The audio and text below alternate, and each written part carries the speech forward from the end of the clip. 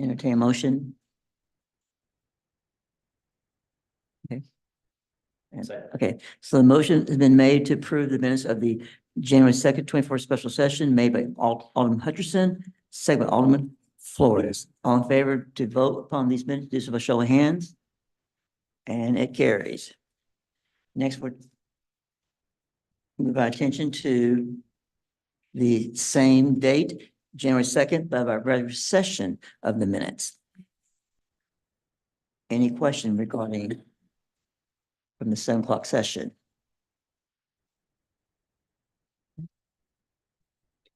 Seven. And it's regular session, it's for January 2nd, 2024. Okay, so the motion is made to approve the January 2nd, 2024 regular session. Motion was made by Alderman Flores, second by Alderman Owens. All in favor of the motion to approve the January 2nd minutes, do so by show of hands. And that does carry. Okay. We'll move now to our scheduled guests and visitors, and we have from us a Ozark Chamber of Commerce update from, I believe, from President Guy Calloway.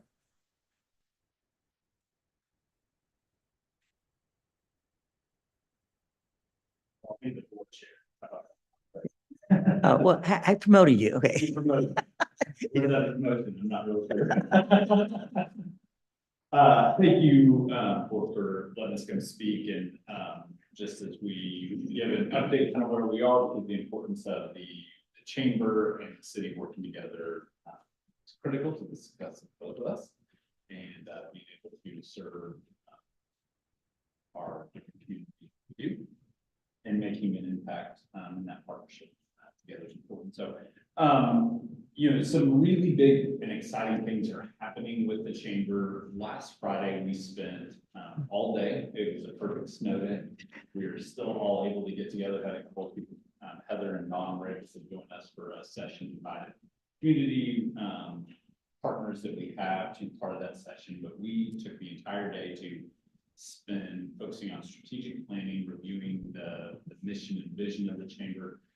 Really didn't dive into recreating that, but I'm not going to say that couldn't happen as we look at what that vision looks like, and getting real strategic on our 30, 60, 90, even 120 day plan we want to accomplish this year. This first 90 day or first 30 days is real critical because you guys may or may not know, we have an interim director, and really she wants to be on the end of March. So we are one of the first things is getting our job description updated interview process and have a seamless transfer on that and technology challenge we've had to create that. And one of the big things is setting our dates for the year, because some of our big events, we don't have dates yet, as that many, but that would be on our business expo, and the state of the community primary relates to city, Dalton, some of that is outstanding dates as well. We have had some changes on our board, just to kind of update on that. We had a Griffin Bottom resigned recently that put us at our minimum, so that is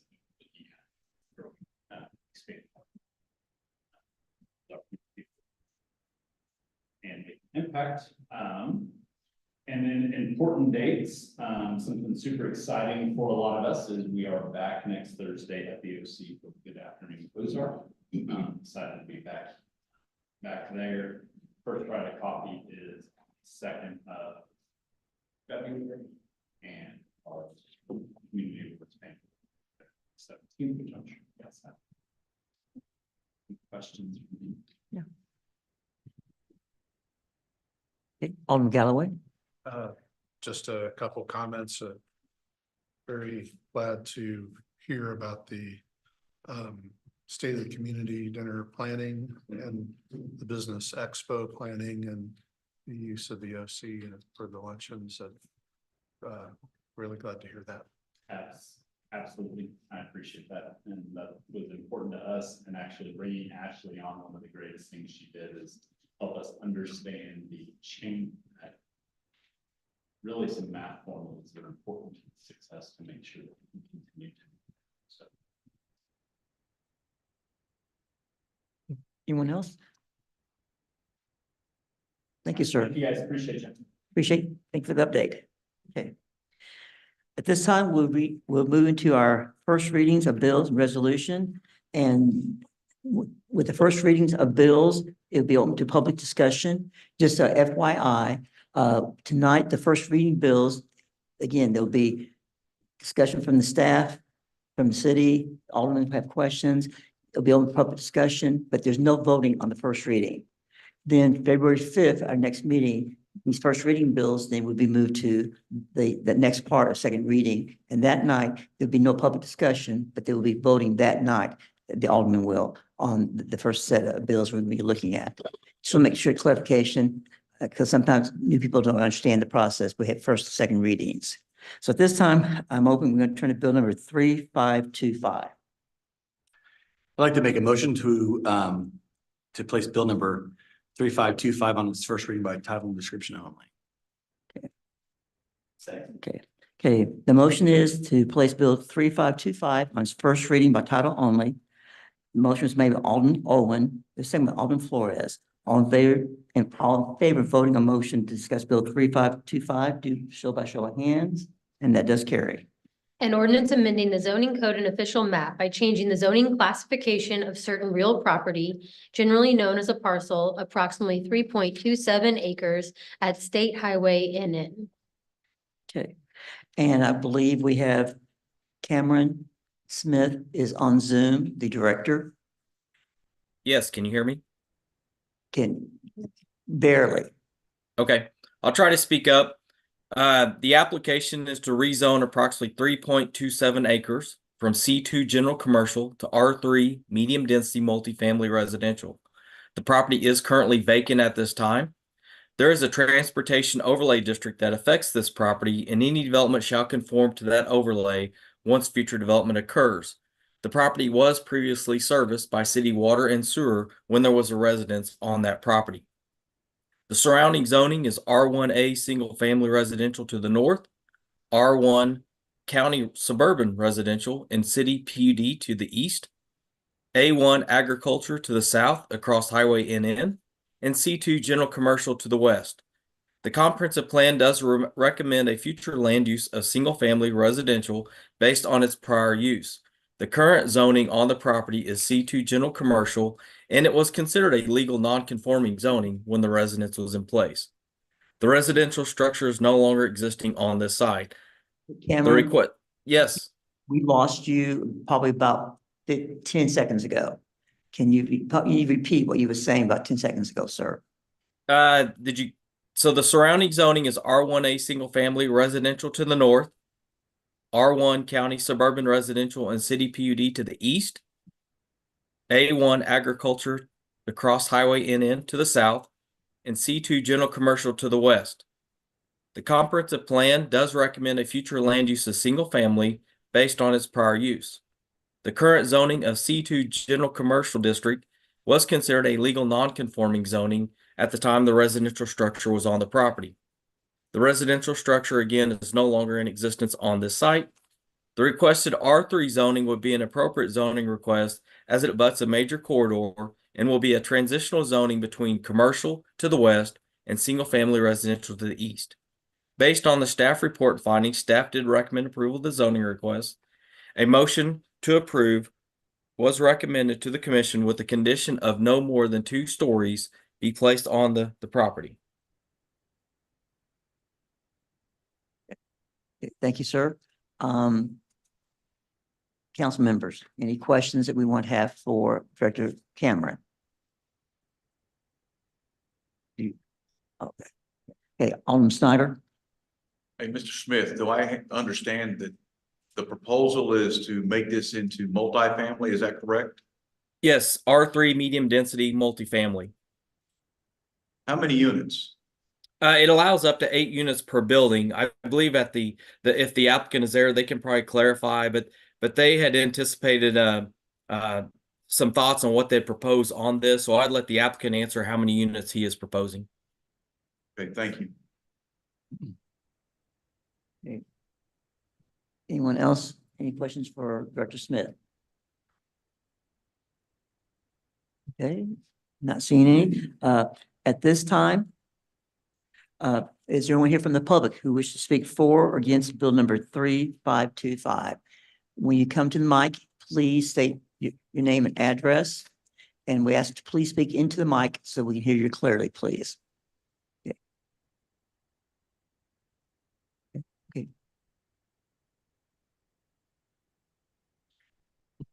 Good evening.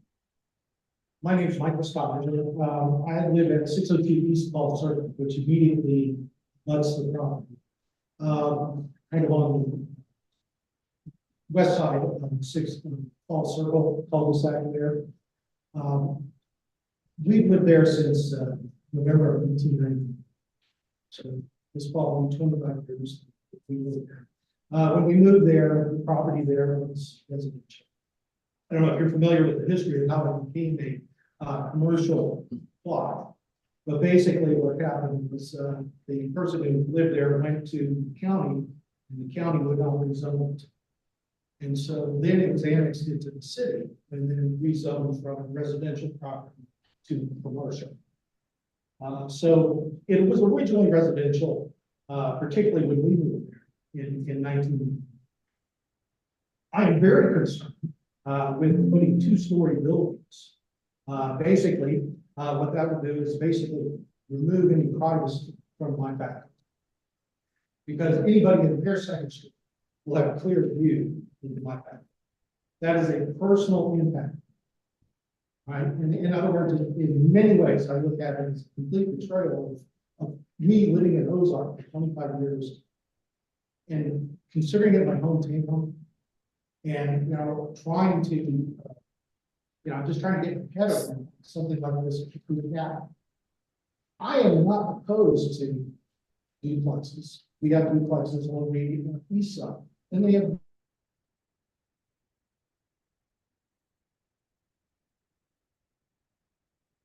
impose on our policy. Now, there are some other logistical things, and there's people here who have addressed, express their concerns about things like the infrastructure. I found out today that they may actually have to pull the sewer, access to the sewer in between the two properties. I've got a privacy and a title problem that I actually rely on privacy. More than there's a privacy that keeps the dog in my yard. So that's going to impact me for at least a short period of time. And the fence is just right inside the property.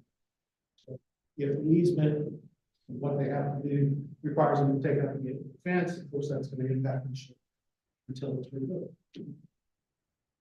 Property value, I can see the property value going down. And the reason why is simply because people don't like the idea of not having a backyard with some plants. They really do. So I can see the problems, impact on my household being significant. More so than some of the other people that are further east in life. I will be directly impacted being 2-story units. That impact, we're, like most people, our home is our largest single asset.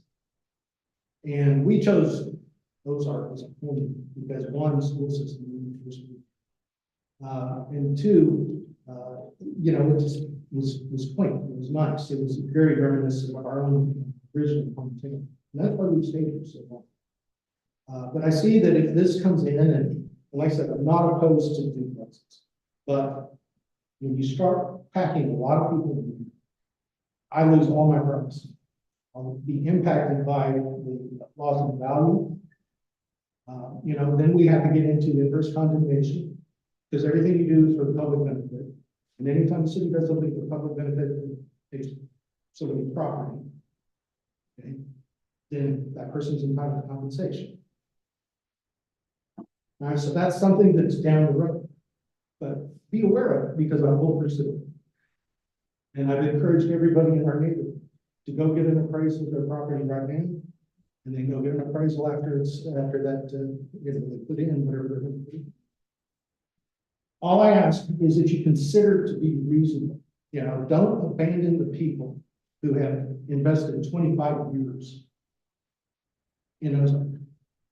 Now, like I said, not opposed to them coming in and putting duplexes. I think that would be a reasonable use. Somebody said they want to get 55 and older, that's fine. You know, that would be great.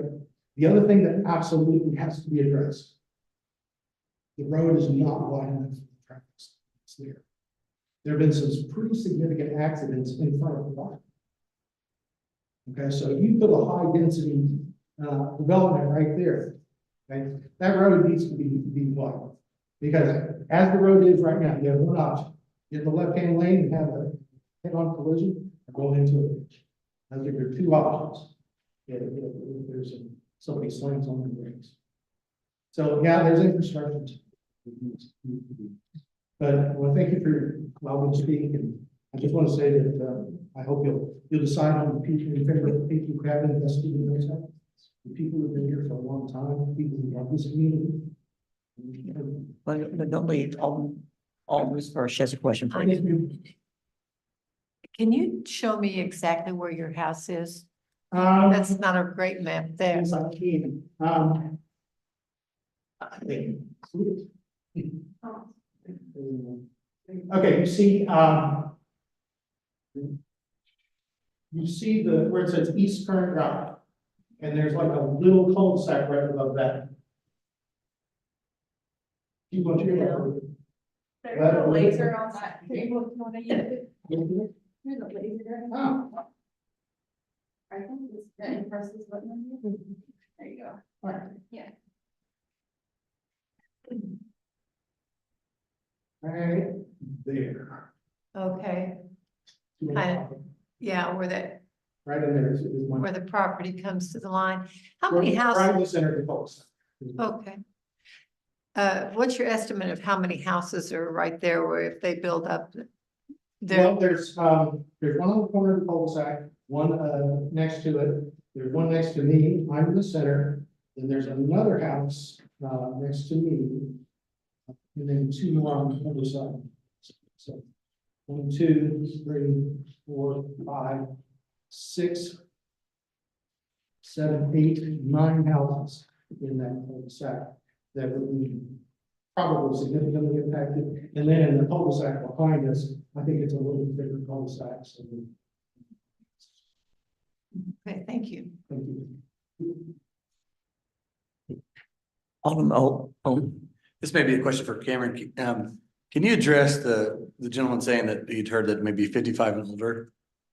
Do we know any more details on the expectation of the development?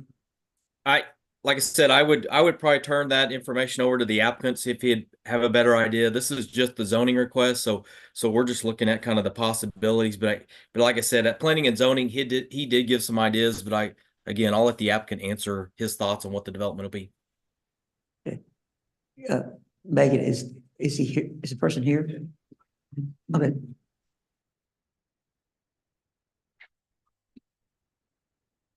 Hi, I'm Mark Martin. My address is 3900 Houston Drive, Springfield. I am the applicant. My plans for the property are to build 3 or 4 plexes, approximately 25 units. Is it looking at a more of a retirement community, or can you address that at all? Just general 3 or 4 plexes. Thank you. On Alder, she has a question. And you were Mark? I am. Mark. So how many units altogether would that be? About 25. 25? And they're for rent, there'll be rentals? Rentals. Yeah. Okay. And you are contemplating 2 stories? Yes, I wouldn't go above 2 stories. You wouldn't go above 2? Would you consider just doing a 1 story?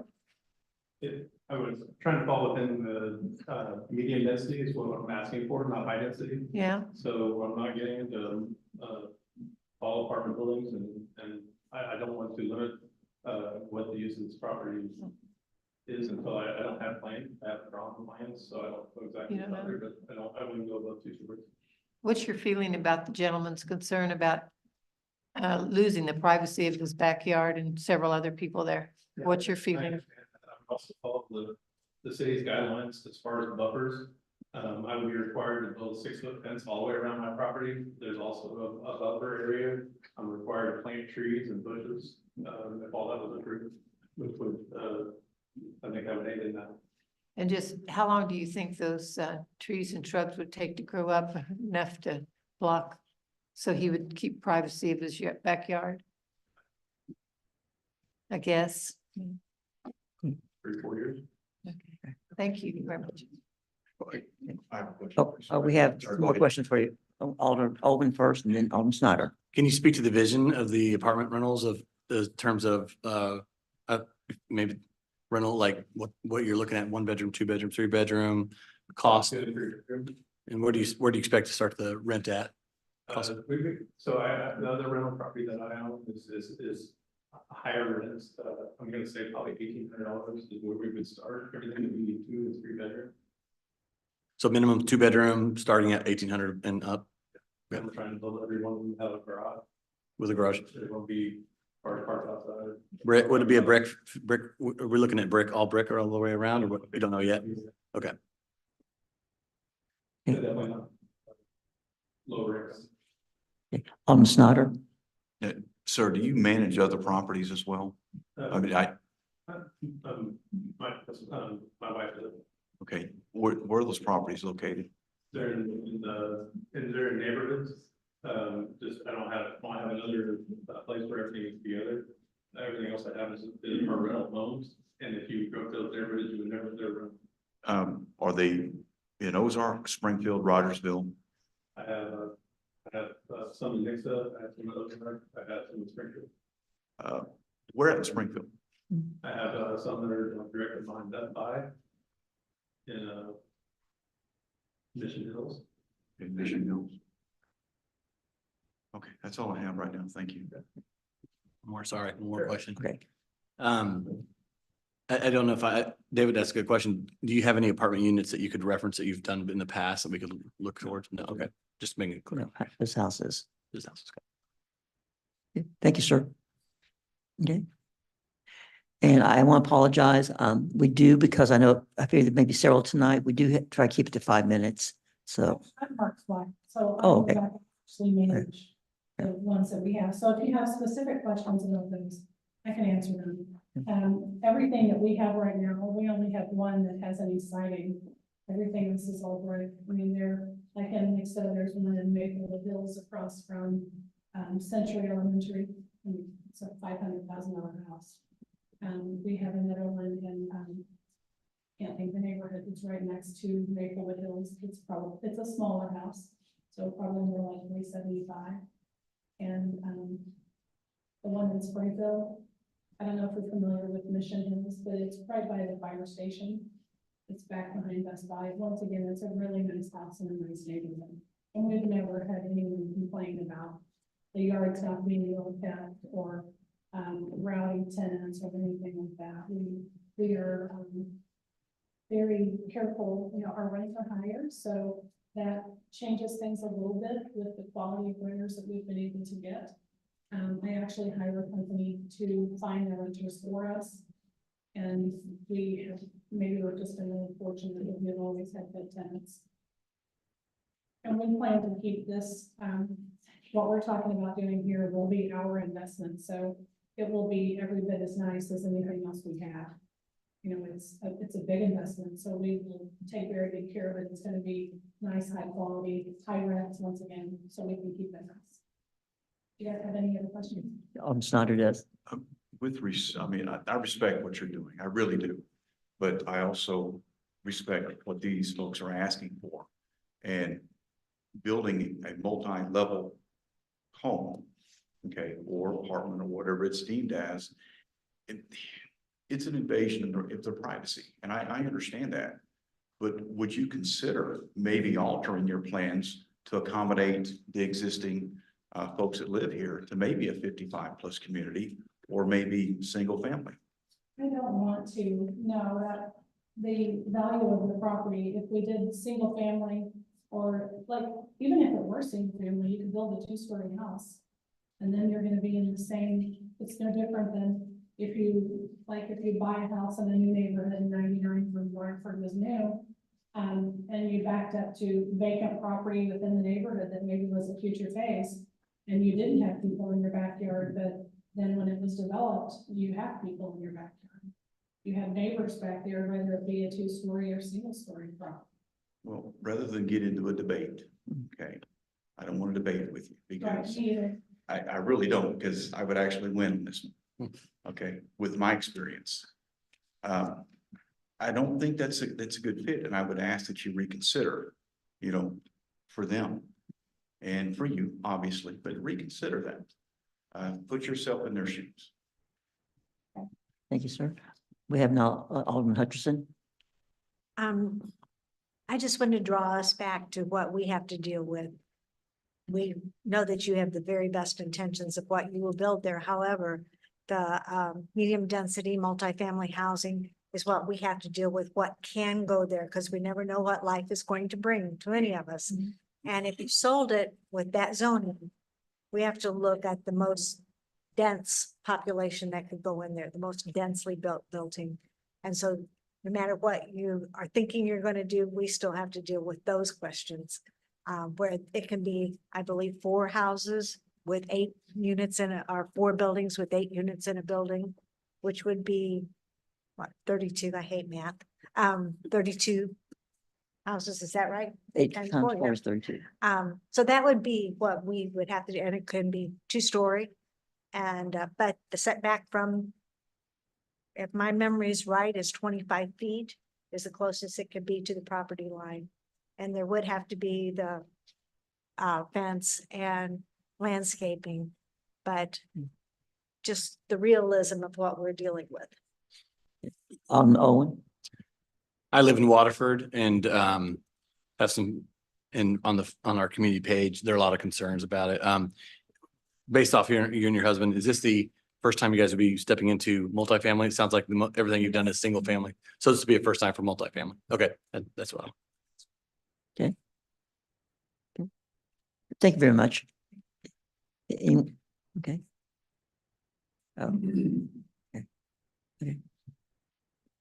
Evening, my name is Leanne Reynolds. I live at 1011 East Waterford Boulevard. I actually manage 156 units in Springfield that are apartment buildings. So I think I have a little bit of guidance that could help us here as well. No matter how expensive the units are, there are some things you just can't escape. I've managed $1,100 and $1,200 3-bedrooms. As nice as they start out, and as great a tenants as you may have, they just don't stay that way long term. Unfortunately, Waterford has experienced a lot of mail theft and other crime. Unfortunately, I do think this would contribute to that, not necessarily with the people that they're renting to, but the higher density your population, the easier it is for criminals to be attracted to. Additionally, we've had some very, very bad wrecks on and in over the years. There are 2 that came to mind that somebody slammed on their brakes. The person swerved to avoid them. They hit the ditch, rolled, very seriously injured themselves, and caused significant property damages to the houses along and in. And as many others have said, the infrastructure simply is not there for this at this time. There is a little bit of a hill coming up to this. It's not very large, but it is enough that you can't see over it to see if someone stopped, especially if you're coming from the big corner and heading west. You just can't see it in time. And if there were a turn lane, that may be a totally different story, but it's just not set up for this high of density at this time. They're not prepared for the crime that's going to come with it. And frankly, I don't think the trees and shrubs that they're planning to plant will grow fast enough. Additionally, there's a huge difference having 1 or 2 single family homes looking into your neighborhood as opposed to 25 units. Lined up in a row, it's going to be 4 or even 8 units that can see directly into people's backyards. It's not going to be 1 home with 1 room upstairs, as most of Waterford are. Thank you. Thank you, Leanne. Okay. Yes, sir. Thanks, Dick Wilson. I'm here in the back of my mother, who lives in Fort Hunt. Say hi to them. I'm hearing all the same concerns we have, but I want to talk about a little bit different perspective. My family's lived here in that property since 1986. Okay, before those are ever thought about coming to us, we were out there. the city looks like the planning department let us handle this first and foremost. Okay, we were getting calls from neighbors for 2 weeks about this proposed development. And I'll tell you, my mother checks her mail every single day that it's on her list. She did not receive anything. I tried to contact the planning department, which, as you guys know, there's not a direct line. You have to call City Hall. I guess planning department's in a whole nother building. Wasn't getting calls back. Finally, I emailed the director. After I emailed the director, 20 minutes later, I got a phone call. I didn't get a follow-up from him. Now, I deal with public servants all day long. I would expect a follow-up, email, call, hey, did we answer the questions? Did not. 2 days later, we received our notice. They tried to blame them. The post office, they tried in the commission meeting to act like I was not telling the truth or didn't know what I was talking about. I didn't take that very well. Okay, that's a failure. That is a failure of leadership in that department. Well, again, this property surrounds us. The concerns about the road, my mother's been rooming. I've had numerous close calls. My siblings have had numerous close calls. We've had cars lined up in our front yard from that road because the infrastructure is not there to support any development, let alone we're hearing 2, 3 bedroom. I think it said 24, 25 units. That's 50 to 75 additional vehicles coming in right there. My mother's 77 years old. We're having to have family discussions because of this on, hey, do we continue to keep her there? Do we move from the place that she raised 2 boys and we all consider home? Because that road's, it's bad enough now, but you put additional 75, 50 vehicles coming in right there by her, it's not safe for her. I mean, we got to look at that. We got to look at the safety of the road and look at this development and what it does to people that have been long-term residents of this community. It's not good. I mean, you know, to me, it should be a single family. I mean, 2 single family homes. It's 3 acres, 1.5 acres piece. They could be nice homes. You know, doctors, lawyers, bankers, somebody like that would love to have it. But not, you know, 75 folks around that we have no control over. You know, what those are on people. You know, and those are my big concerns. That's concerns of my family when it comes to law. Thank you. Any questions? Not seeing anyone else? Yes, ma'am.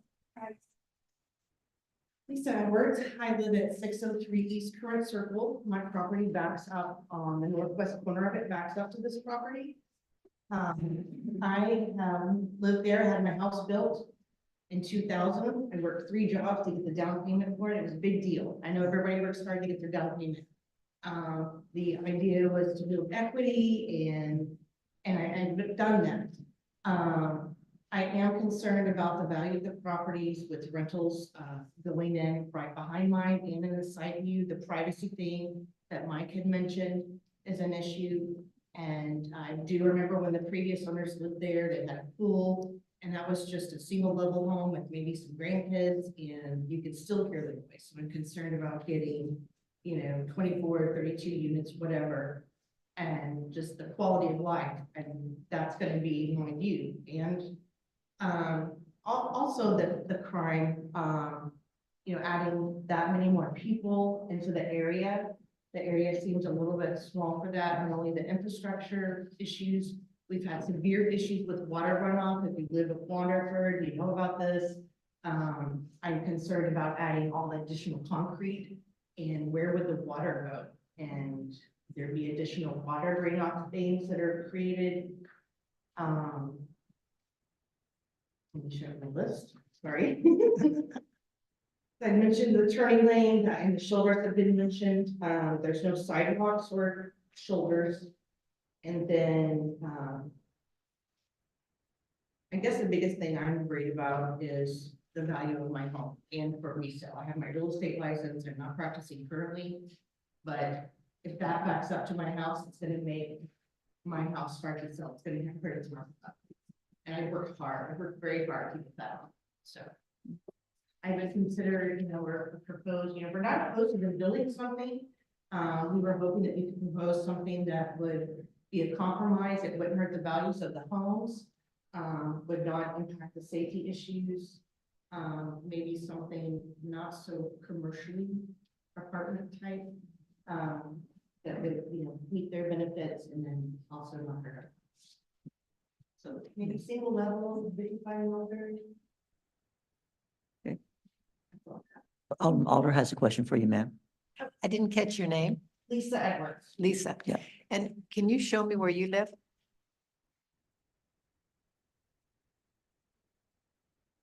Anywhere person. It should be the middle one with a little white line on it. There. Below.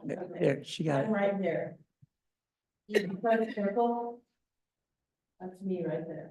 Oh, okay. The neighbor next to me, that's a rental. The owner lives in Chicago. I'm sure they got a letter, but they don't care. The other person next to me is also going to be a rental. And I can tell you, I had to call the police last weekend. And again, that can happen in any neighborhood, but there were 2 people working. I'm concerned about adding that many more people and the amount of police force even that might need to be added additionally, or how can we manage that? Thank you. Thank you for your time. Okay.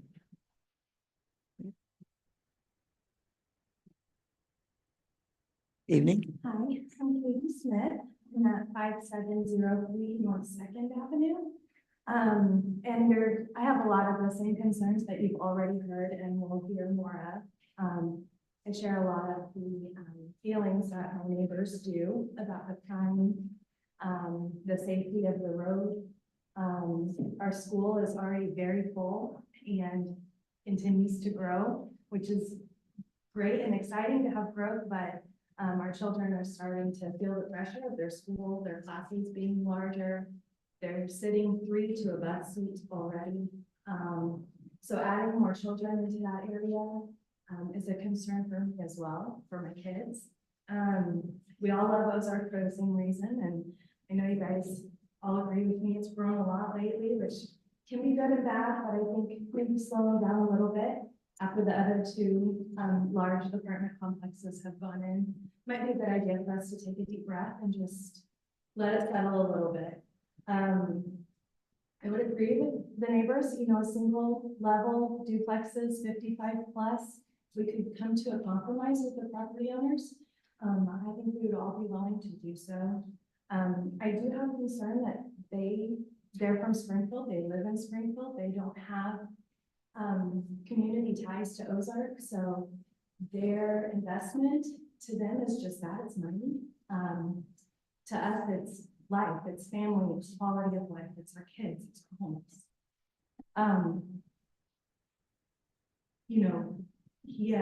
When we had the last meeting, things got a little heated in the parking lot, and he said the way it's zoned right now, he could put in a strip club, so would we prefer that?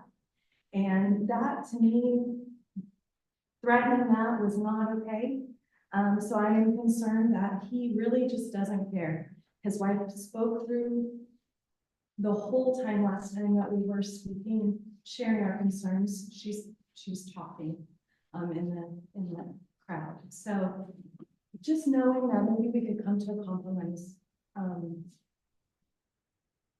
that our concerns would be heard and considered would mean a lot and go a long ways. Thank you, Katie.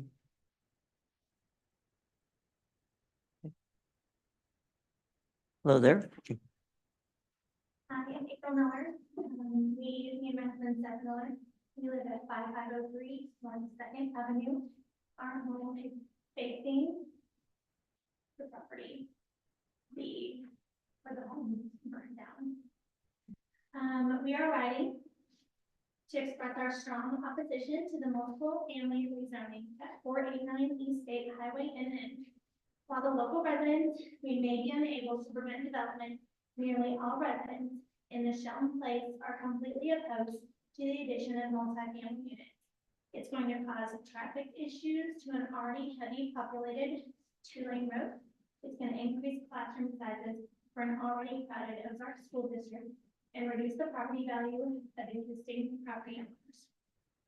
And an highway does not have a shoulder or a turning lane, and we personally have witnessed motor vehicle accidents as drivers consistently attempt to pass vehicles on this road. Our child rides the Ozark school bus and is picked up and dropped off on Cannon Highway. This adding potentially 25 multi-family units, as this will probably consist of more children, will absolutely increase the traffic blockage and increase risk of accidents. Ozark North Elementary is a highly sought after district with elevated student to teacher ratio. Adding more children to this district be a greater strain on the school system. It's a domino effect for both teachers and students. Ozark School is known to be one of the best in Missouri. This can lead to reducing the amount of time a teacher can spend with a child due to increased class size, reducing the meaningful class practice. Building multifamily units on these 3 acres will potentially ruin the underdeveloped land and is sure to increase the flooding of the Sheldon Drive and Waterford residents, as it is already an issue at our property. Our property value is likely to go down if multifamily units are built. Multifamily living arrangements are inconsistent, therefore reducing the sense of stability and safety for the surrounding homeowners. Our neighborhood has such pride in our homes and our property ownership. We purchased this home specifically due to the small community pride spacing in between neighbors and land. This is not the place for a multi-family unit, and it does not fit with the current housing community of ownership. Our opinion is shared by many in Shelton and Waterford neighborhoods, and we would appreciate further discussion of maybe single-family homes and definitely not multiple units. Just a quick backstory. My husband works for the city of Springfield. He's a police officer. We're very proud of that. We came to Ozark because we felt safe. We want to feel safe as a law enforcement man. We feel safe where we are. You start bringing in other things, we're not going to feel safe. Being very honest and truthful with you. This is one of the main reasons that we came to purchase this beautiful land that we have. Thank you, April. Thank you, April. No, thank you, April. Thank you, April. Okay. Anyone else? Before I close, okay, I see 2. So whoever's going to come first? Okay. No, you go. Let Eddie put some Okay. I just have a couple of bullet points. I don't. Oh, name and, Oh, sorry, Tony Morrow. I live at 5602 North Second Avenue. thank you, sir. Just my concerns as far as trees and shrubs, that's just a permit issue. You have to have them in the ground for a permit. As soon as you get your permit, they can die and you can get their farm. So I don't want to get too hung up on trees that are going to block anything 3 to 4 years. These are 2-story units. You're looking at 20 years before you've got some real nice blockage. So that's kind of out for me because that's just a formality of a permit. So I go back and forth with the 55 plus. I think that's a great idea, single story. However, you're putting 55 plus pulling out and in off that height. That's just, I don't think that's a good call for our citizens that we've got. that generation is pulling in and out, and I just think that's dangerous for them. So we're putting people in potential bad situation with that. One thing I did research that I thought was very interesting is that renters are not notoriously good voters. So we're adding to our population of people that probably aren't going to vote. So we're adding to our infrastructure. We're adding to them using that. But when we go to vote to try to get a new police station or more police officers, we don't garner enough. So that's disappointing to me that we're going to maximize that more, but we're not going to get the voters out of it as if we were putting in a subdivision more, that you're probably going to get more voters. So that's a concern to me too, is that not only are we adding, but we're putting strain on our police officers too, because they're not getting anything passed because we don't have the turnout that we should. So those are my comments. I appreciate your time. I just, I'm really concerned for, I mean, I guess the two-story thing just blows my mind. On that piece of property, that pressure that would be there is just, I've had a hard time driving back and forth to work of even comprehending that even being there. It just seems like a dream to me, like a bad dream. So I appreciate your time. Like the gentleman said, I really hope that you think about the people of Ozark, and those people on that subdivision, that's their little sweet spot that they call life. And it's just, like I said, it's unfathomable to think anything like that would even go on. Appreciate it all. Thank you, Tony.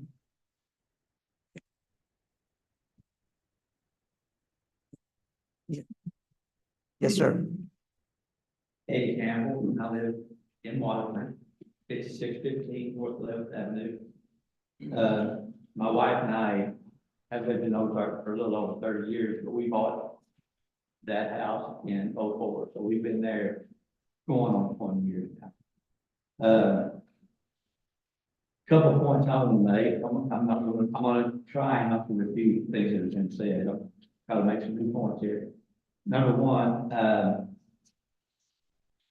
whenever the planning and development director stated that part of the qualifying of him saying that this was commercial, that the properties to the west were commercial properties, that's true. But you gotta look at, okay, what are these commercial properties being used as? Okay, one of them to church, one of them to have assisted living. And so many things, 55 is a whole lot, personally. I had to say that. But I think part of the transparency that we strive as a city to get out there is to tell not only the truth, but the whole truth. And I think when you try to identify something as being commercial, and I think it was even, if you went back and listened to the planning code, which I listened to again, I was at the meeting, but I listened to it again in the last couple of days. 2 points I want to make on that is, number one, whenever the planning and zoning, planning and development director identified what could go on that property if it was left as commercial, his statements were, it could be a gas station, it could be a garage, it could be any type of retail store. But whenever he started using the other side of the coin and saying that property to the west is already commercial, he didn't tell the whole truth and tell you that it was assisted living and a church. That's different than a garage, than a gas station, and a come and go and all. So that's one point I want to make. Another point I wanted to make was, and one lady did touch on this, on evangelism. We already have several kids from neighboring properties, different subdivisions, they jump our fence, vandalize our pool, throw our chairs into the pool, break our chairs. And I've been told they make a mess when I'm like, personally, I'm having to say it. So those are just a couple of reasons that have not been pointed out. Oh, and one more I want to make. If you listen to the YouTube, which is still, I mean, it's still online, this was the planning and zoning YouTube meeting, and you will hear the builder say that he would do one-story buildings. Tonight he clicked on that. These are just things I want you to consider. There's way too many things working against this for me to even feel like I don't know that y'all are going to approve it. And just glancing at my notes, I think. Well, the one statement I want to make is, Which I've reiterated, I've said this to a couple of all.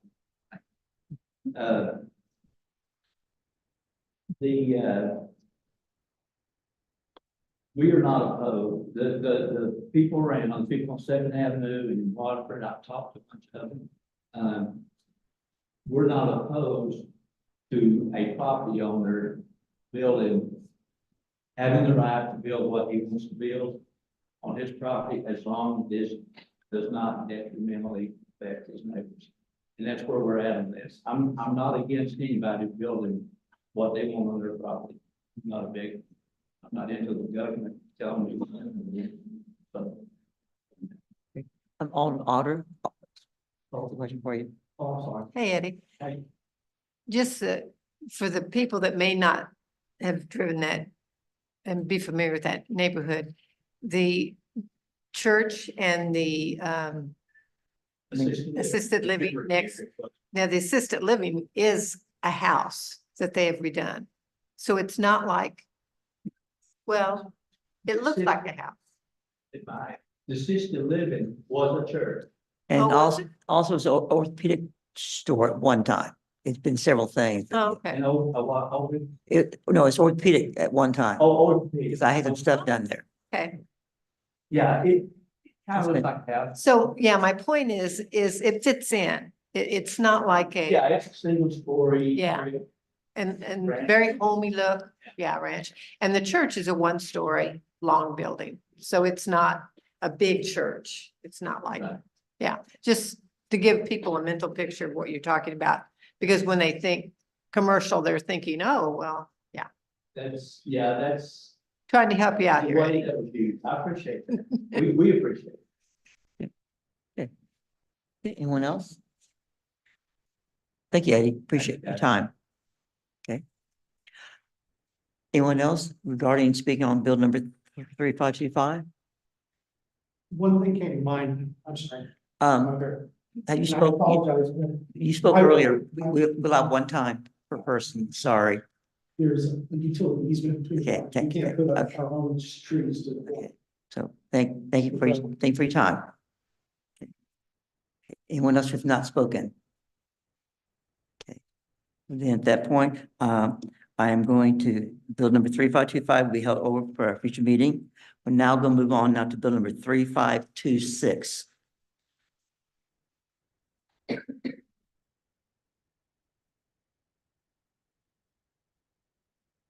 Your mic, please.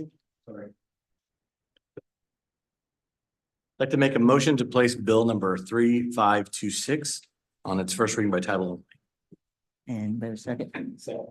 Okay, bill number 3526 on its first reading by title only. The motion was made by Alderman Owen, second by Alderman Flores. All in favor of voting on motion to discuss bill number 3526, do so by show of hands.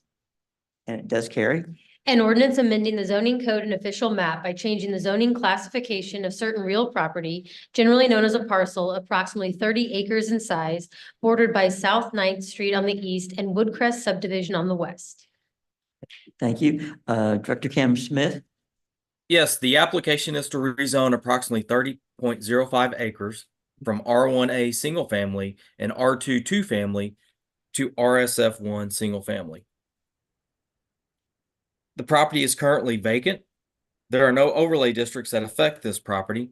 The property can be serviced by city water and sewer. Any public mains to be required to be extended shall be the responsibility of the developer. The surrounding zoning is R1A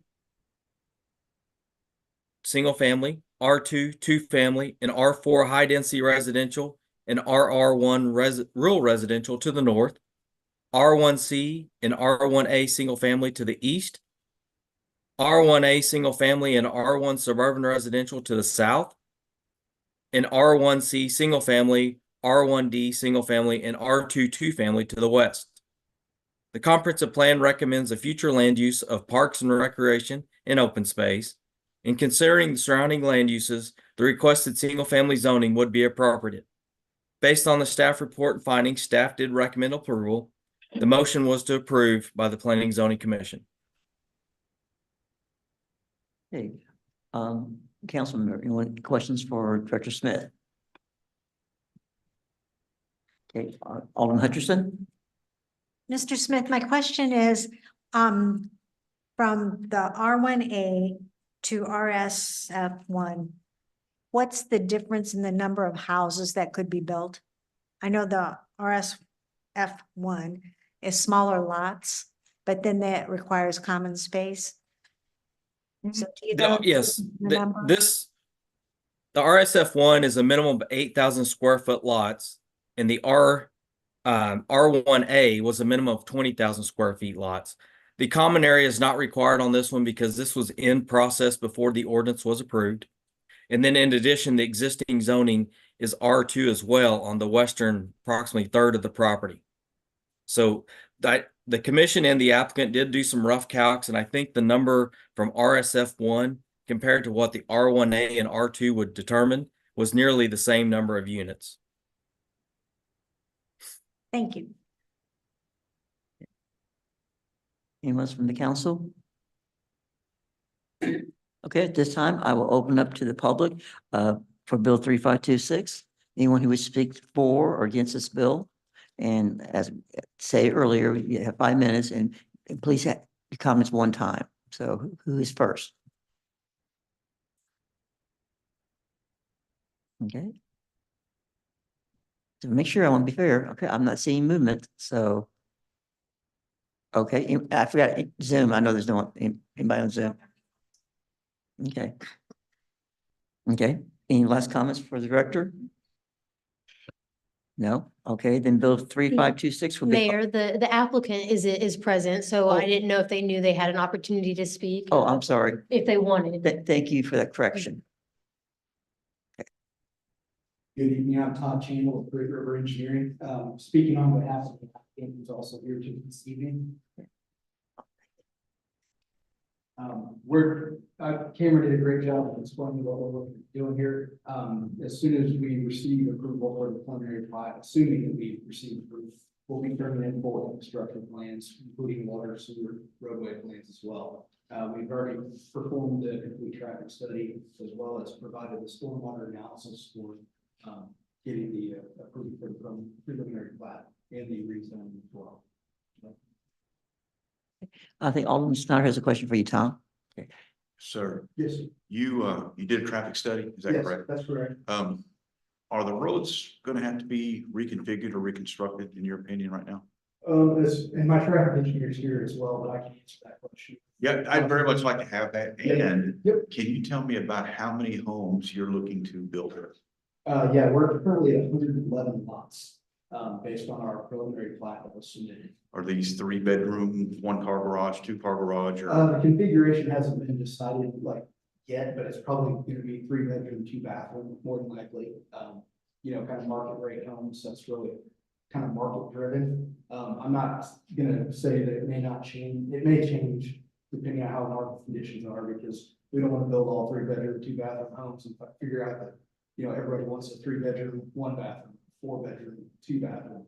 Obviously, market conditions will drive what the homes go in. Gotcha, I appreciate that, but I'd like to hear from the engineer Yeah, about part of your study, if I could, please. yeah, I'll have Mike Page step up. He's Please. with Great River Engineering as well. Thank you. He actually is the licensed engineer on the traffic study.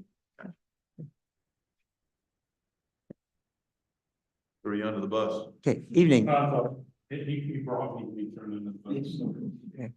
My name is Mike Bailey with Great River Engineering, traffic engineer. We evaluated the connecting roadways. It connects via 11th Street, which is an old deteriorated roadway. I think there's some questions to the amount of road, the right of way there, and that's in pretty rough shape. Like if anybody began using it, it would begin to cause problems for vehicles using it. So one of the recommendations was to make sure that that roadway is improved. But the other roadway, 17th Street, connecting down to F Highway is a rural collector standard. Typically they handle 8,000 to 10,000 vehicles a day. The existing traffic on that intersection based on through that intersection based on traffic counts that we took, is less than 1,000. Peak hour traffic, we're gonna have less than 60 vehicles, during the PM peak hour, splitting that different directions. So you just think about 60 vehicles, that's less than 1 minute. It's a pretty low impact development, it's an infill development. So from a traffic standpoint and roadway infrastructure standpoint, everything that's there is adequate, shouldn't cause any safety problems. Other than the maintenance related issue on 11th Street, I think that everything that is there should be able to accommodate this development. So there, you don't believe there would be any major impacts, excuse me, on the surrounding roadways as far as ingress and egress? No. The road is, like I said, the existing traffic based on the classification and the section of the roadway is a rural type. It doesn't have curb and gutter. But it's the pavement width is as wide as several state highways across the state that don't have any curb and gutter. 76 highways only 19 feet wide from Ava all the way to Cassville, most of it's route. And for this, the pavement there is adequate to handle the traffic. The volume is low enough. There's some sight distance problems, not in this area, but as you get closer to F Highway where you have existing development. But nothing here is going to impact that, change it, make it any worse or better. So our recommendation was to not really do anything other than address the severe maintenance problems on 11th Street. Thank you. We have now Alderman Hutcherson. Yes, I live in that neighborhood, not too far from there. Okay. And 11th Street is terrible. You're Yeah. absolutely right. And I understand that you will be improving that to city standards. That was a recommendation. Right. However, I also drive 17th Street probably more than once a day. And it's terrible and it has a blind corner. And so just to think about that many cars, and if they go out the west, they will have to go that way. Of course, if they're going through another subdivision, they'll miss that blind corner. But if they come down 11th, which the back part of that subdivision probably will. Which blind corner are you? On 17th, it's going east and west, and then it makes a sharp curve and goes north and south. Comes from Oak Street? Where Oak Street Yes, comes? yes. Yeah. So if they're coming down 11th, the back part of the subdivision comes out 11th Street, instead of going through the subdivision to hit that. It's Yeah. just a very old part of town. And if they go east, they're only 3 ways out. You know, it's Oak Street or Walnut Street or Church Street. And those are residential subdivisions with children and pets and 25-mile-an-hour speed limits, which a lot of people don't now process or obey that with them as they're going, because they cut between there and Walgreens and Walmart through that area now. So I know that's not all something that you are responsible for and can help, but I don't want to leave the impression that 111 houses aren't going to complicate the traffic through there. Yeah, I mean, I mean, part of our traffic study, we look at growth in an area, because you're gonna get the Oak Street connects all the way over to 9th Street and ultimately downtown. And the long range plan is for the community to make that a collector and basically put another crossing across Finley River, which will increase traffic in the area anyway. But in terms of where the intersection comes out, that curve coming around to Oak Street, there's enough distance as it comes around that curve before it gets to that intersection where this traffic is going to come out, that there's not a sight distance problem that will create a safety problem. Now, any traffic that you add is going to add maintenance responsibility and wear and tear. But again, the roadway is designed to meet that classification, and I think it's adequate for that. Any traffic addition is going to create added load, not just here, but everywhere else through town. And you know, that is part of the road. Never seen anything that's new that was without problems or didn't have issues, and we have to maintain and manage it. But in terms of available capacity and safety issue caused by this connection and by this development, I don't see anything that's any different than what already exists. And with this development, there's not anything really that they're gonna be doing that would improve something 3 or 4 blocks away. So, Thank you. Okay, Alder. Hi, are you planning on just one entrance and exit to your development? we analyzed too, I would recommend that this development have 2, and so we analyzed, they're making a connection 11th Street that will go up to 11th and Oak Street intersection, and then connect via Oak Street instead of the other connecting street, but eventually go over to 9th and connect into downtown. And then 17th Street would provide a connection down that 5. So are you doing that? Yes, that's proposed to make those 2 connections. So it'd be two roads. And show me how that would work, if you don't mind, please. Right. I'm asking for a correction. I'm confused because I thought Petalburg was going to be the second.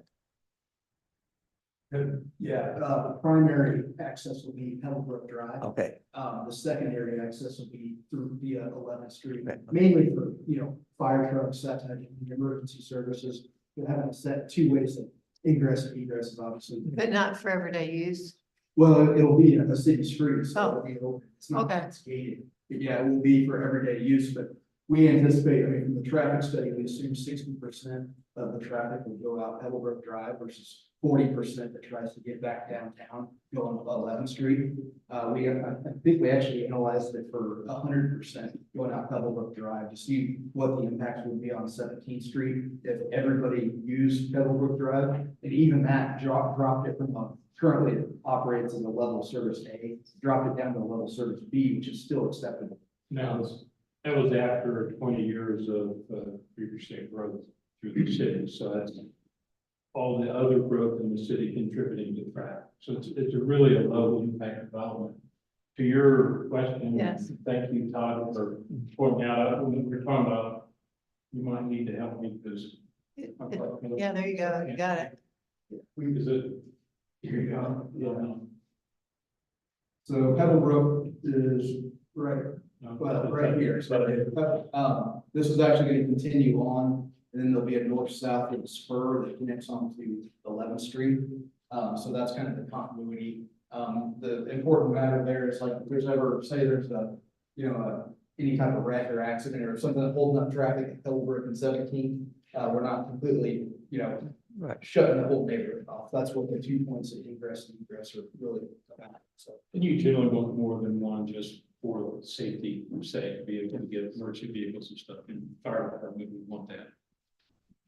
Okay. Alderman Galloway is next. And you both, if you don't mind, can stay there. I also live in that area. In fact, very, very close to that area. So, drive it every day. I've been on 11th Street, know the streets. And just by way of orientation, so on the property that's being developed directly to the north, that's multi-family apartments, duplexes, multiplexes, and apartments, right? Yeah.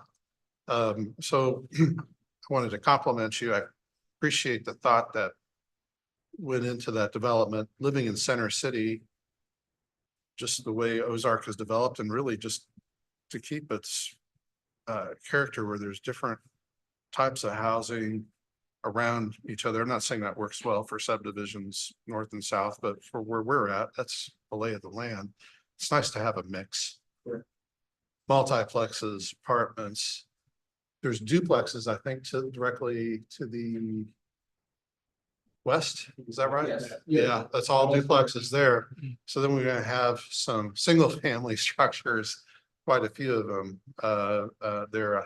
I appreciate that thought and the choice to move away from continuing what could have been a lot of multifamily apartments, considering Sure. what that area is there.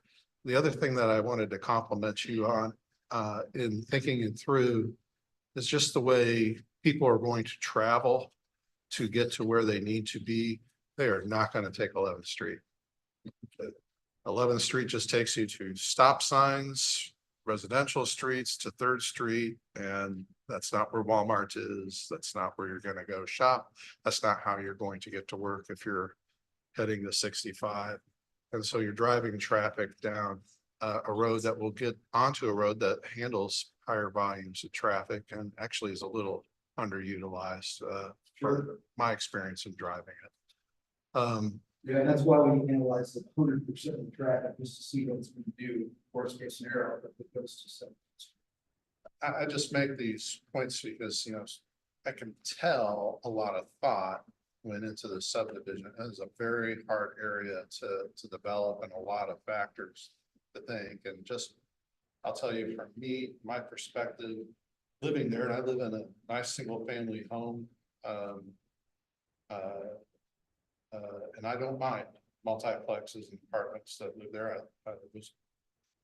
People walk in our neighborhoods, kids have played in our, with my daughter, our yard, that kind of thing. But I always wondered how it might develop back past there. It's, you could have been a different developer. Yeah, as part of this development, you'll see the preliminary plat too. We're donating 14 million for connecting the trail, future trail easement in there on the far east side of the development. So that's one thing that I mentioned as well for that sense of community. I'm gonna go with Alderman Flores. He's not spoken yet. I was just curious, is this the property that has been being blasted on? What's that? Have you guys been blasting on Yes, this piece of yeah. property? The only thing I was gonna bring up is just, I didn't know if you guys had gotten any complaints or anything about it. There were some items that came up in the planning and zoning meeting. Some of the residents were complaining about the blasting and they questioned if it had been permitted, and yes, it has been permitted in the state.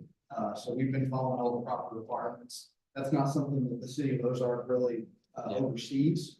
It is allowed in the city limits as long as it's followed by supporting with the state as well as the fire department. So yeah, we've been following all the requirements. We've got the proper distances adjacent structures without having to do additional, basically inside surveys of each of the houses.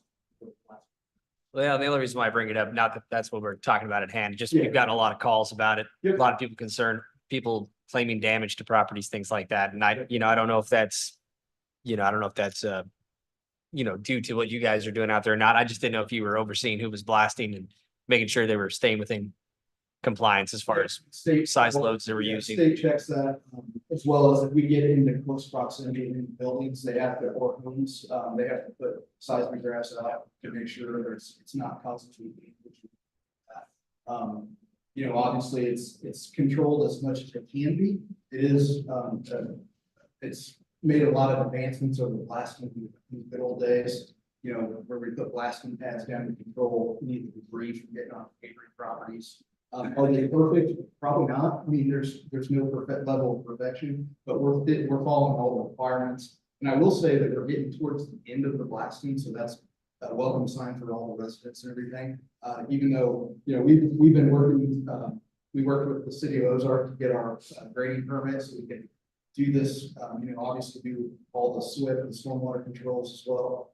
That way we can get done with a lot of the heavy lifting, if you will, while we do the process for going through things. Something would take a while. Okay.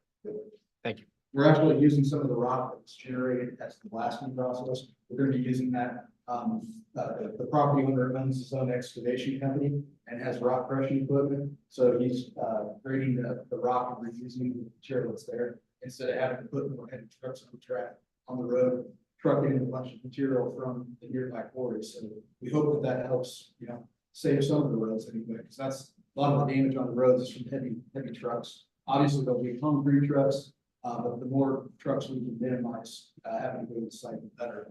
So we've been able to do that by using the on-site rock generator. If you drive by the site, you see the rock crushing equipment out there, and they've been crushing certain gradations to be able to use the roadway base as well as the backfill for all the utilities. Not this kind of brought up a thing, but are you planning on using 11th Street for your construction egress or? They've been using it, just construction egress right now, because that was the best place to go in. Obviously, if we get the roadway built, that'll become the major entrance into the development. I don't know if phasing as far as where he's gonna start the construction of homes, that's gonna depend on where we build the road too. I don't know if that's been decided yet, but that's what we'll work through with the city on the plan side of it. Yep. Thank you. Thank you. Alderman Hutchinson. I just wanted to make sure I understood about 11th Street. So you'll be building the spur that will connect what you're building up there, that right now 11th Street dead ends.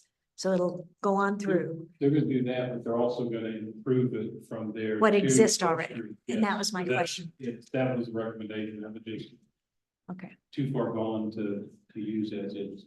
So There was a meeting last week between Great River and I was not at the meeting, but I had a conflict. But one of our other engineers that's been, fluidly working on the project, met with the city of Ozark. Because there is a future project in the near-term future to replace a water line on 11th Street.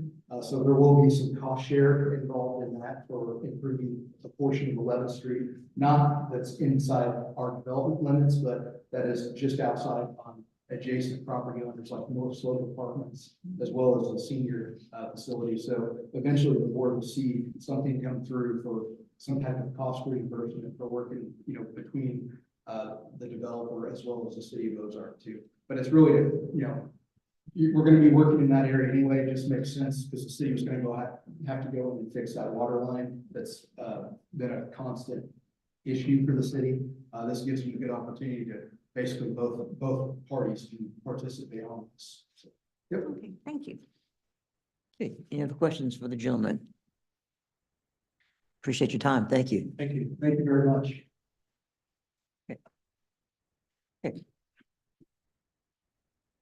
Not seeing other movement. Last response for Cameron. Any questions for Cameron? Okay. If not, bill number 3526 will be held at a future meeting. Now we're going to be turning our attention to bill number 3527.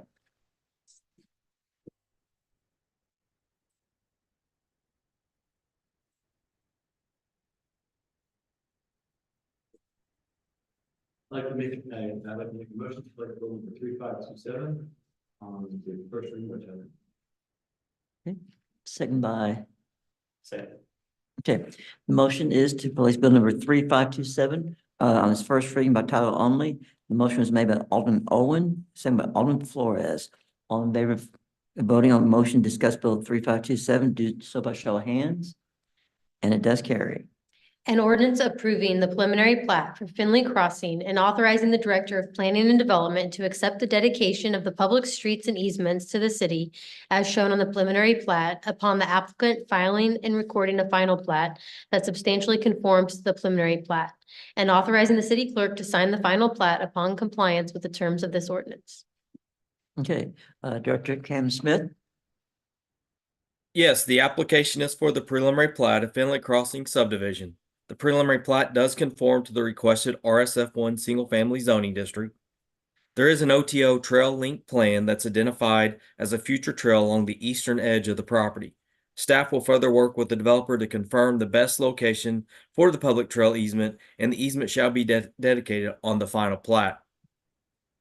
Once the proposed water and sewer service plans are designed, staff and our third-party engineers will review for compliance and coordinate with the Department of Natural Resources for any necessary compliance. Any off-site easements and public utility extensions will be the responsibility of the developer. There are environmental features identified on the property. During construction plan review, the developer will be required to submit to the city and the appropriate agency for compliance prior to development. The required traffic impact study and storm report was submitted, reviewed, and approved by city staff, the city's engineer, and the Ozark Special Road District's engineer. Off-site road improvements and right-of-way dedication will be required to 11th Street to serve this development. Based on the staff report and staff findings, staff did recommend approval of the preliminary plat. The commission made a motion to approve the preliminary plat as well. Any questions for Director Smith from the council members? Okay, I am not seeing questions. This time, open up to the public. Anyone who would speak for or against bill number 3527 from the public?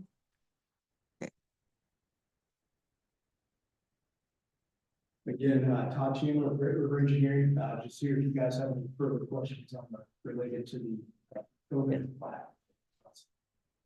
Yeah, Alder? Can you explain to me what I'm looking at?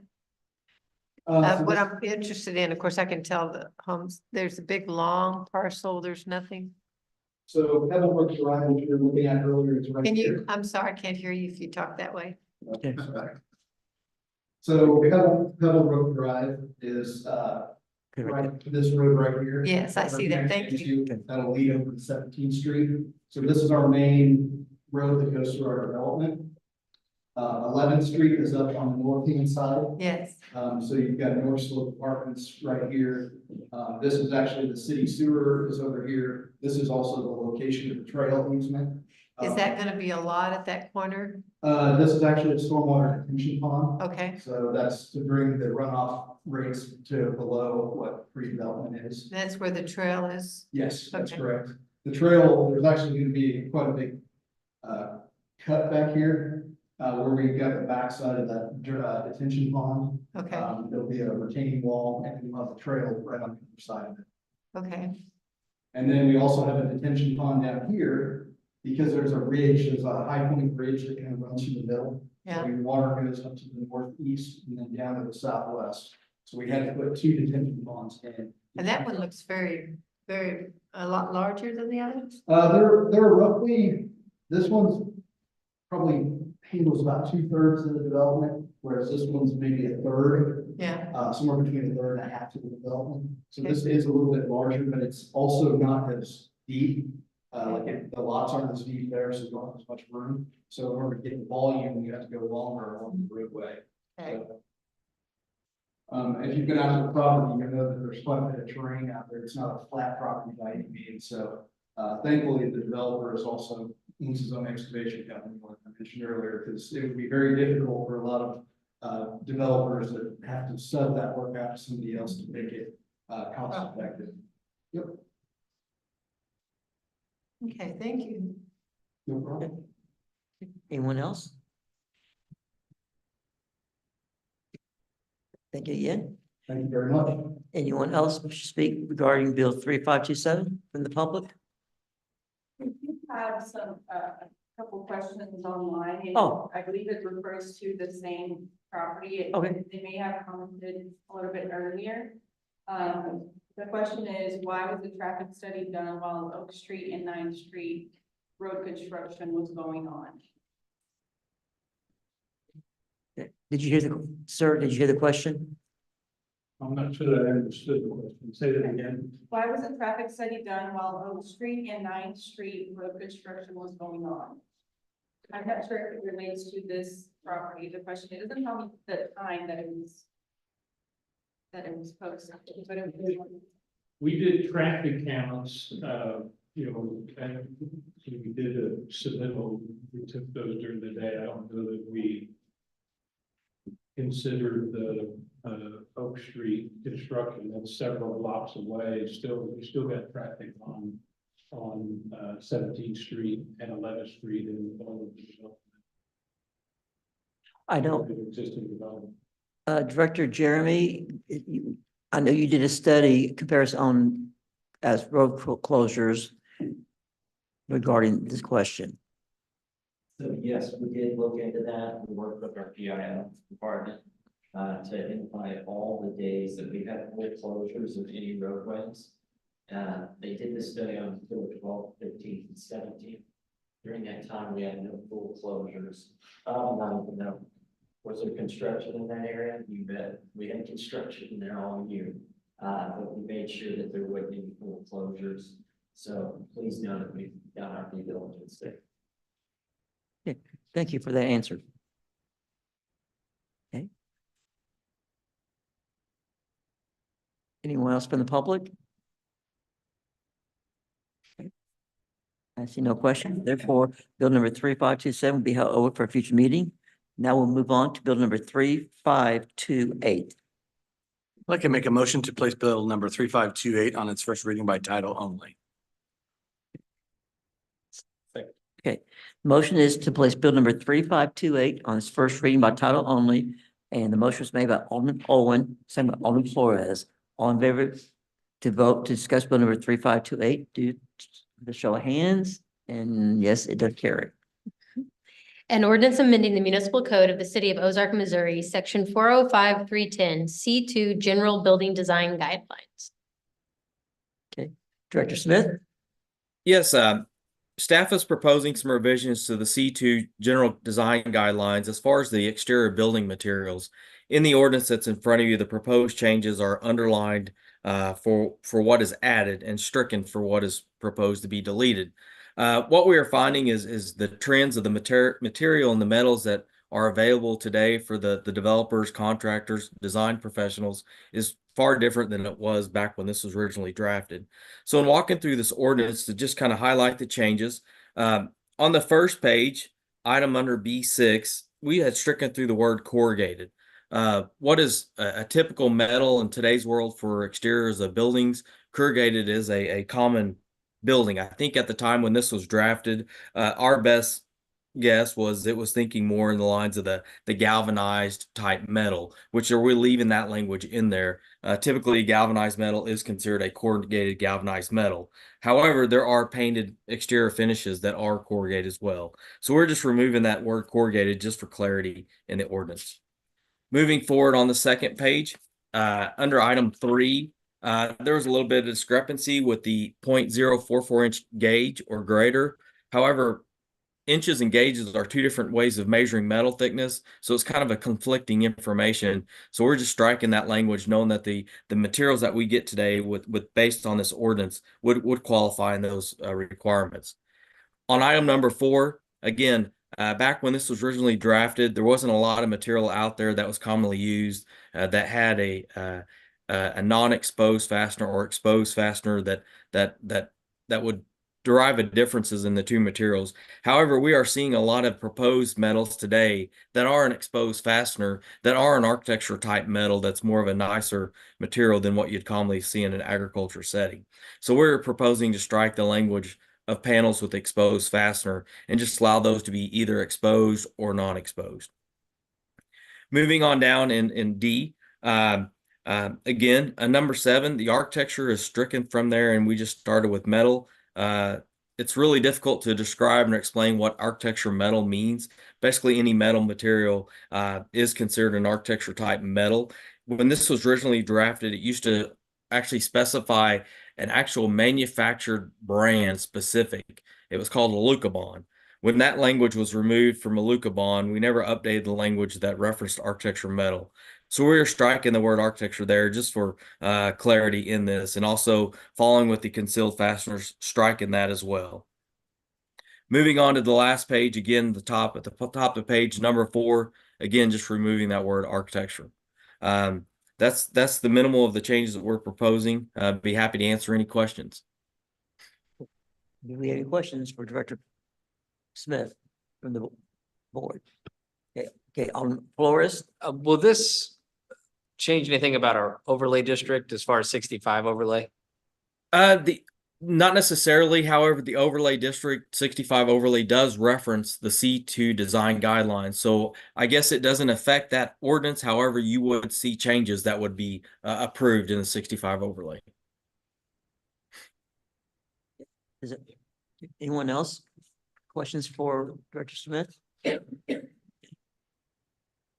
If not, at this time, I'll up to the public. And does any city staff have questions? Since all the public left. Not seeing any. Oh, we do have no.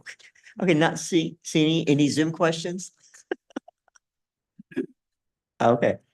Okay. If no, from no one else. Okay, I move that bill number 3528 will be held to future meeting.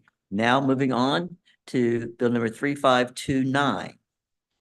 Your Honor, I move that we place bill number 3529 on its first reading by title and description only, please. Second by, Second. okay. The motion was to place bill number 3529 on its first reading by title only. The motion was made by Alderman Snyder, second by Alderman Alder.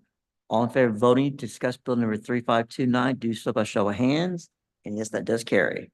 An ordinance authorizing the city to enter into a contract with All Tech Solutions Group Incorporated for services related to updating the camera systems at the Ozark Community Center.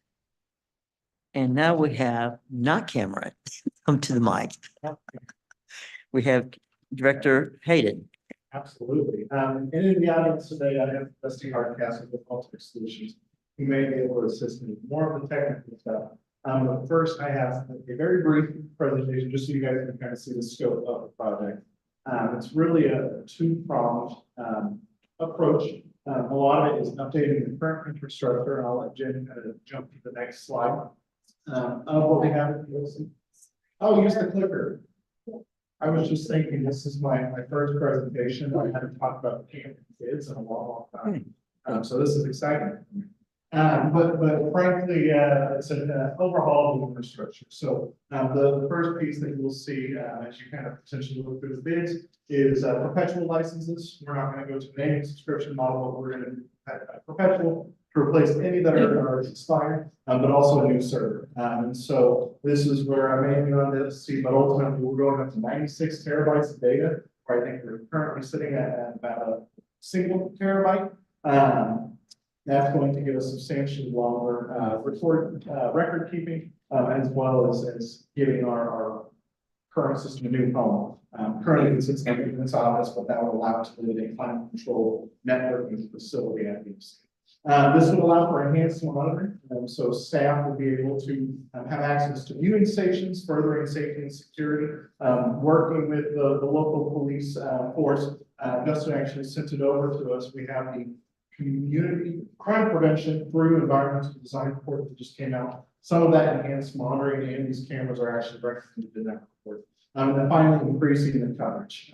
And so I'll show you what that increased coverage looks like. I don't know why I have to look behind me. It's the same up there as it is here. You're going to see enhanced coverage in a lot of areas. So currently, all of our pool cameras exist here, which makes anything on this side of the play structure and this side of the pool a little difficult to see. And so for reliability's sake, we're excited to expand coverage there, as well as our parking. We'll see there's currently a lot of coverage in the center part of this parking lot, but you're missing entrances and exits, the bus lane, as well as this parking lot over here. And this isn't technically parking lot, but our veranda, our FEMA shelter, as well as our flat open space on the west side of the building. You're going to see new coverage in the facility. So currently our fitness facility does not have security cameras. So you're going to now see that fitness facility covered with security cameras, as well as our track. So that is entirely new coverage that will be covered by this camera proposal. And then finally, you're going to see new coverage in the FEMA storm shelter. So as you all are most likely aware, there is a FEMA grade storm shelter that is open to the public whenever there is a tornado warning or watch. There is also different fitness classes that operate out there. We have gymnastics, martial arts, and so to have camera coverage down there will be essential as well as enhanced coverage at the OC concession stand as they interact with those guests in basically our retail area. Now that is to say this is not what our camera system will look like. Not included in this quote. Well, let me backtrack that a little bit. We are not getting rid of our list. So included in this quote is the rewiring is not the right word, but the reprogramming of all our existing camera infrastructure. So if you're thinking, hey, why are you not covering the gyms, community rooms, front desk, all of those areas, those are covered, and they would be reprogrammed to operate within this new server. Just real quickly for you guys, the timeline, we discovered last summer, like this is a need. This is something we need to do. So after determining that the cost was where it sits, it was included and it is budgeted for in the 2024 budget. We received 3 bids, and Altex was chosen as their previous work with us on internet technologies will be extremely beneficial. They currently maintain the internet technologies, I believe, for the entire city of Ozark. They also currently maintain, I believe, the camera infrastructure at the police department, as well as other local government facilities. They also came in with the lowest bid, which is nice too, at 32,998. Installation, this timeline is rough, but if it was approved, we could see the new server go into mid to late February, hopefully wrapping up, weather permitting, by the end of April. And so we're excited about this because that gets us into our busy summer season. A lot of stuff would be pretty essential. Beyond that, I will move to any questions. Snyder, let's start. First of all, I'm glad to see that this is being done because this is needed. And the other thing that I really like is you included the septet principle in there. Anytime you target harden a building or structure, it's helpful. Now, with that being said, with the upgrade in the system that you have here, will our officers and first responders have remote access to any of these cameras? So that is something that we have not discussed yet with our police department first responders. But in talking with Mr. Hardcastle from All Tech Solutions, that would be a technological possibility.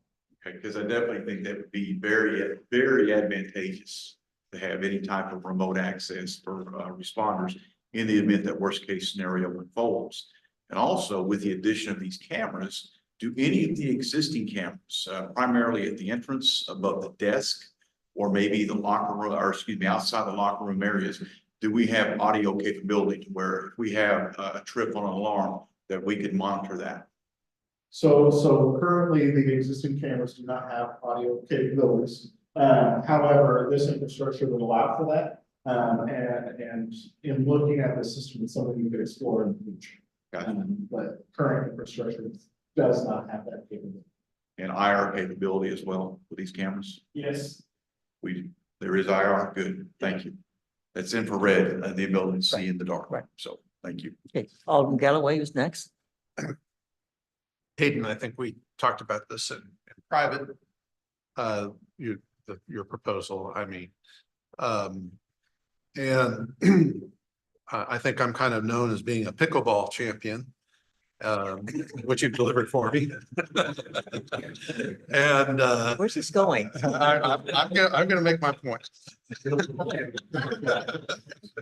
And trails, but honestly, if you would have been in the meetings for the first 2-3 years, Heather would have been there. Certainly Alderman Schaefer would have been former Alderman Schaefer could have confirmed it. I really thought that attention ought to be put into the OC's security, and steps have been taken over time, but there were opportunities to certainly improve over time. I really appreciate you bringing this proposal. Echoing Alderman Snyder's comments, it does sound like even more room to work on it. The main thing is that attention's being given. Please continue to evaluate the security of the OC and feel free to bring proposals to this board. I think that's something that everyone in the OC has submitted. I would say honestly, the majority of our full-time staff activities in that prime kit from, I would say almost the majority are 7, so it's super convenient because they all have built-in frames. But thinking about those kiddos as we talk about security, my own kiddo to campus, and so whatever we can do to build a safe facility, it's not only for our participants, but for many of us, it's for our families. Alderman Alder. Some questions about Altech. You want to come up? Doesn't take a question. Hi. Hey. I was just gonna, yeah. Dusty Hardcastle, 4596 Venice Avenue. Just curious, how long have you been in business? Altech? Altech has been in business since 1987. So. Okay. I've been with the company for 11 years. Okay, and you do other work for the city, is that correct, Altech? Yes. And what is that? So I take care of all of the IT needs of City Hall, Police Department, EOC, many surrounding businesses as well. We also do phone service that works in the EOC. We've done camera installations on all of the cars, the police department, as well as around the building itself. Currently evaluating camera installs and the cost evidence. So pretty much just everything that's related to the city. Okay, I thank you very much. We think you do a good job. We appreciate it. Can you do anything with the sound in this room? Like the echoing, that Yeah. kind of thing? I'm sure you can get some microphone here. Oh. Yeah, that's pretty good. Hey, there you go. Thank you, Dusty. Okay, Alderman Flores. I just had a technical question for you. Right now, all the cameras that are in the OC, are they all ran by, is it Cat 6 that's feeding them or Cat 5? I mean, how are they? It's Cat 6. It's a Cat 6. It's Cat 6, worst case scenario, it's Cat 5. It's the Cat newer 5e. version of Cat 5. Yeah. Cat 5e. And, but keep in mind, even Cat 5, goes through supports a gigabit connection.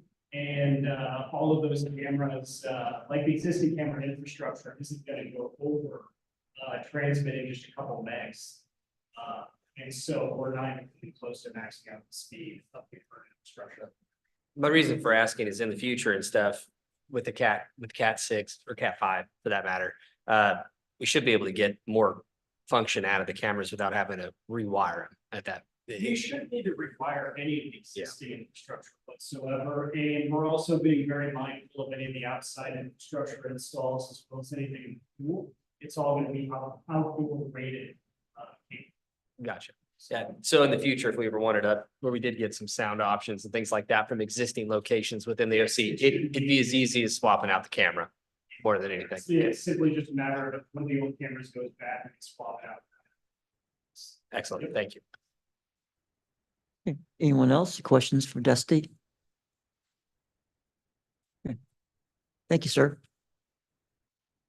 Okay, I need to ask, anyone from the public here to speak for or against this bill? Okay, any Zoom? Okay, last. The board, okay, bill number 3529 will be held over for a future meeting. Now let's move on to bill number 3530.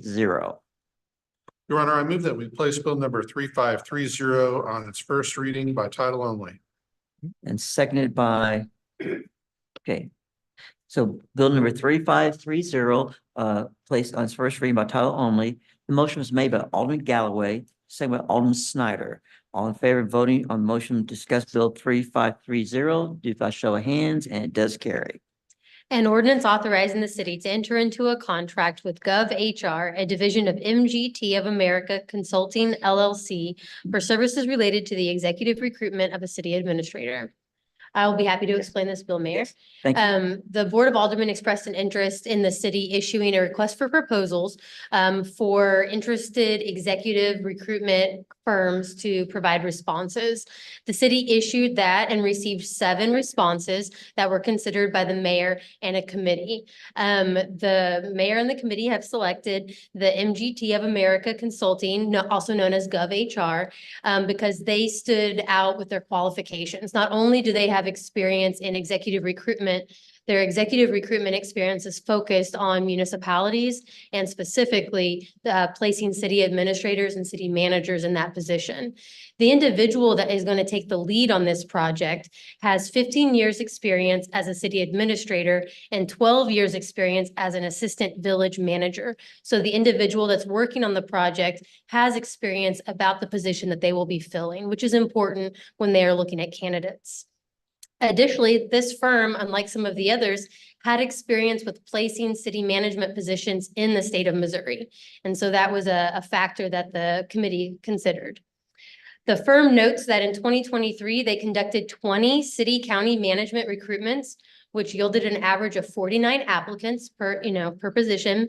And they interviewed 14 candidates for those positions. And so that is a good prospective group of individuals for the board to then consider for placing that position.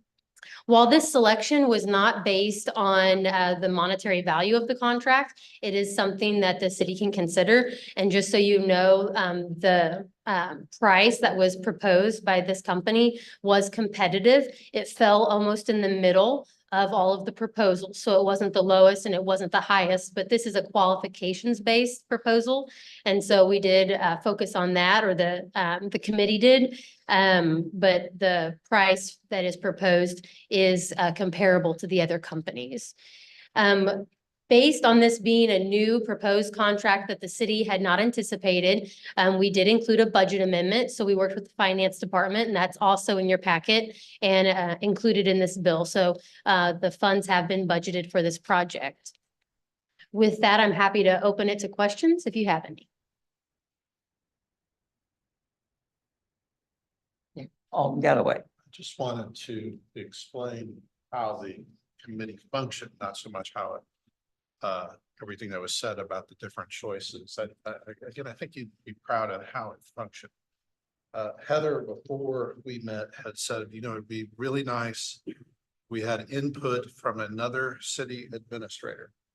And so she mentioned that to me, and Don had contacted the city administrator, Nixa, gave them the different proposals, and then he made comments in detail, in writing, in time for our committee meeting, and he turned it over in like 2 days, I think. No, 24 hours. 24 hours. So we had that, so you could had this reading material. That Amanda had taken a spreadsheet of all the different attributes, and borrowed heavily from Jean Ann's written thoughts to her, and kind of scored them that way. So we had these two written materials, and we had our interim city administrator sitting in, and of course he's a Missouri city administrator and was familiar with these different companies and some of the people, and especially the one that we would be dealing with.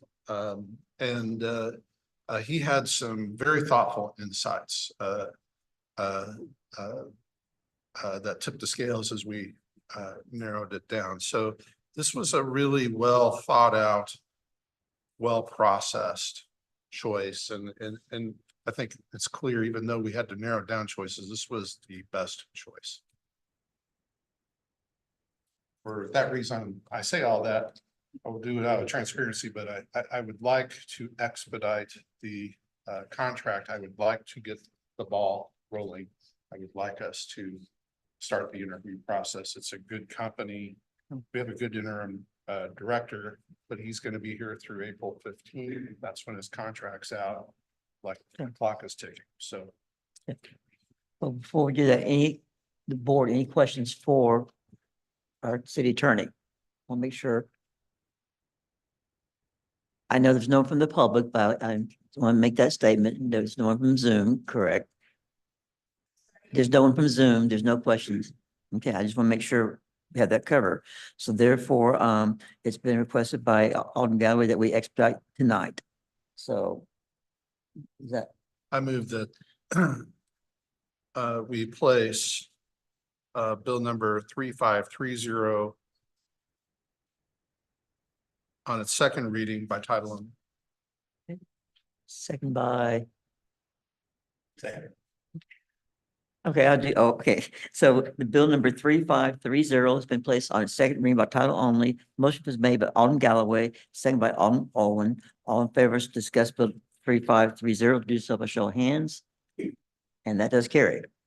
An ordinance authorizing the city to enter into a contract with GovHR, a division of MGT of America Consulting LLC, for services related to the executive recruitment of a city administrator. Okay. Any more comments for our city attorney? Okay, not seeing any.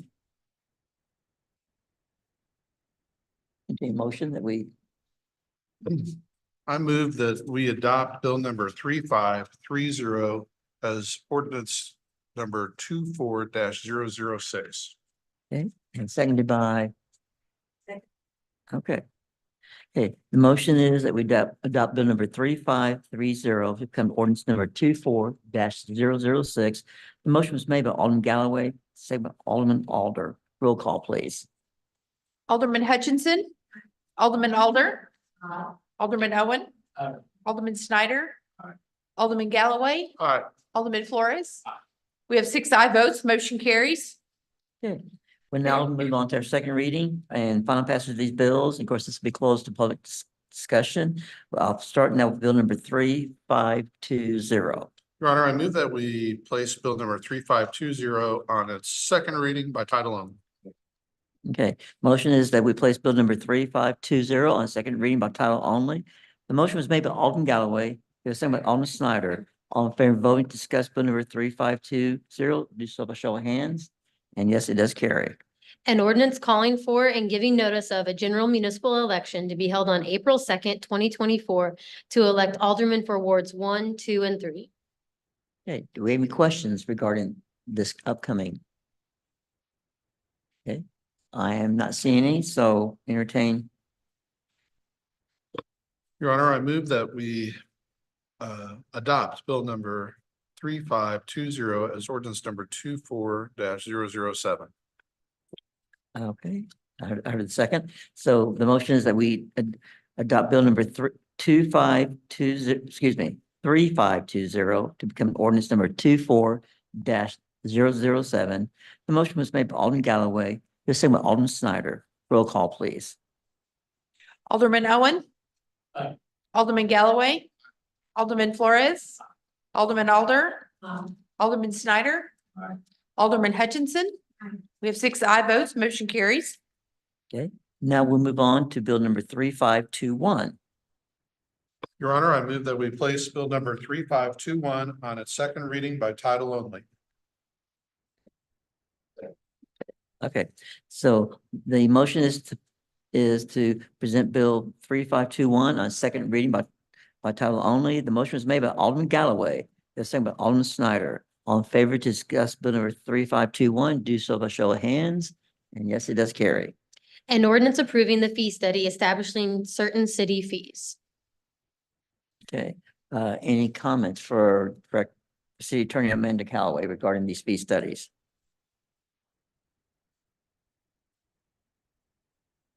Okay, I'm not seeing any.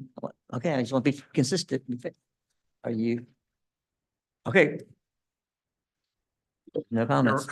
Your Honor, I move that we adopt ordinance number or bill number 3521 as ordinance number 24-008. Okay, the motion is to adopt bill number 3521 to become ordinance number 24-008. The motion was made by Alderman Galloway, it was seconded by Alderman Snyder. Roll call, please. Alderman Alder. Alderman Flores. Alderman Galloway. Alderman Hutchinson. Alderman Owen. Alderman Snyder. We have 6 aye votes, motion carries. Okay, now we'll move on to bill number 3522.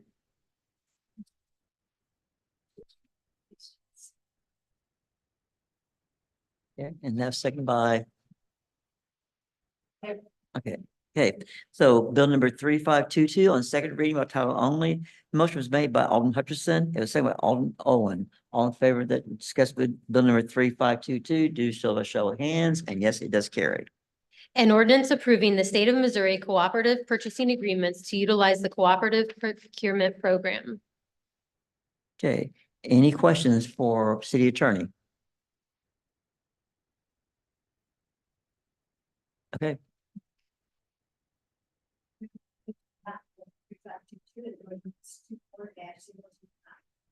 And we have seconded. Okay, so the motion is to adopt bill number 3522 to become ordinance 24-009. The motion was made by Alderman Hutchinson, the second by Alderman Snyder. Roll call, please. Alderman Flores. Alderman Hutchinson. Alderman Alder. Alderman Snyder. Alderman Owen. Alderman Galloway. We have 6 aye votes, motion carries. Move on now to bill number 3523.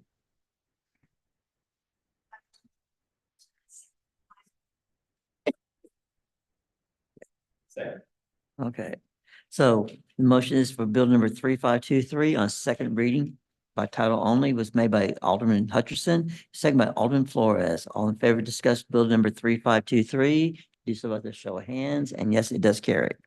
An ordinance approving Sourcewell cooperative purchasing agreements to utilize the cooperative procurement program. Okay, any questions for city attorney? Okay,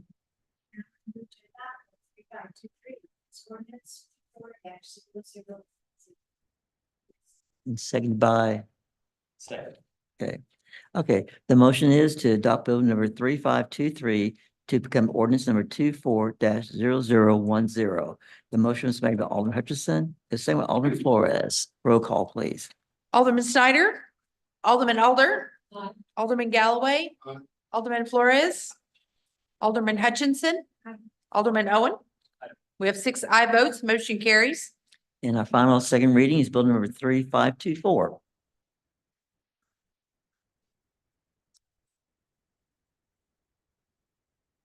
Seconded by.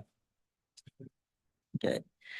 The motion is to place bill number 3524 on second final reading. The motion was made by Alderman Hutchinson. It was seconded by Alderman Flores. All in favor to discuss bill 3524, do so by show of hands. And yes, it does carry. An ordinance authorizing the city to enter into a master intergovernmental cooperative purchasing agreement to utilize the Omnia Partners Cooperative Procurement Program. Okay. Any questions for our city attorney?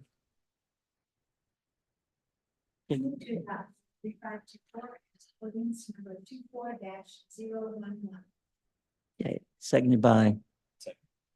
Okay, the motion is to adopt bill number 3524 to become ordinance 24-011.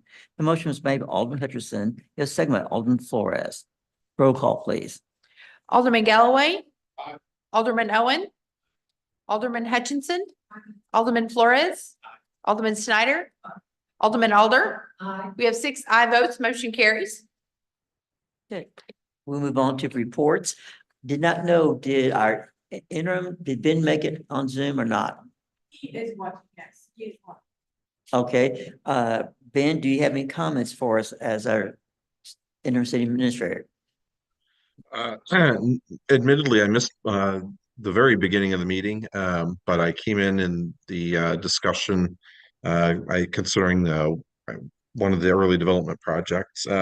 Just wanted to let everybody know that things are going well. I've really enjoyed working with your staff over the last 2 weeks, and I'll be in town again first thing tomorrow morning. I'm actually going to leave here at the conclusion of our meeting to head back, but you know, you've really got a lot going on, and it's great to see.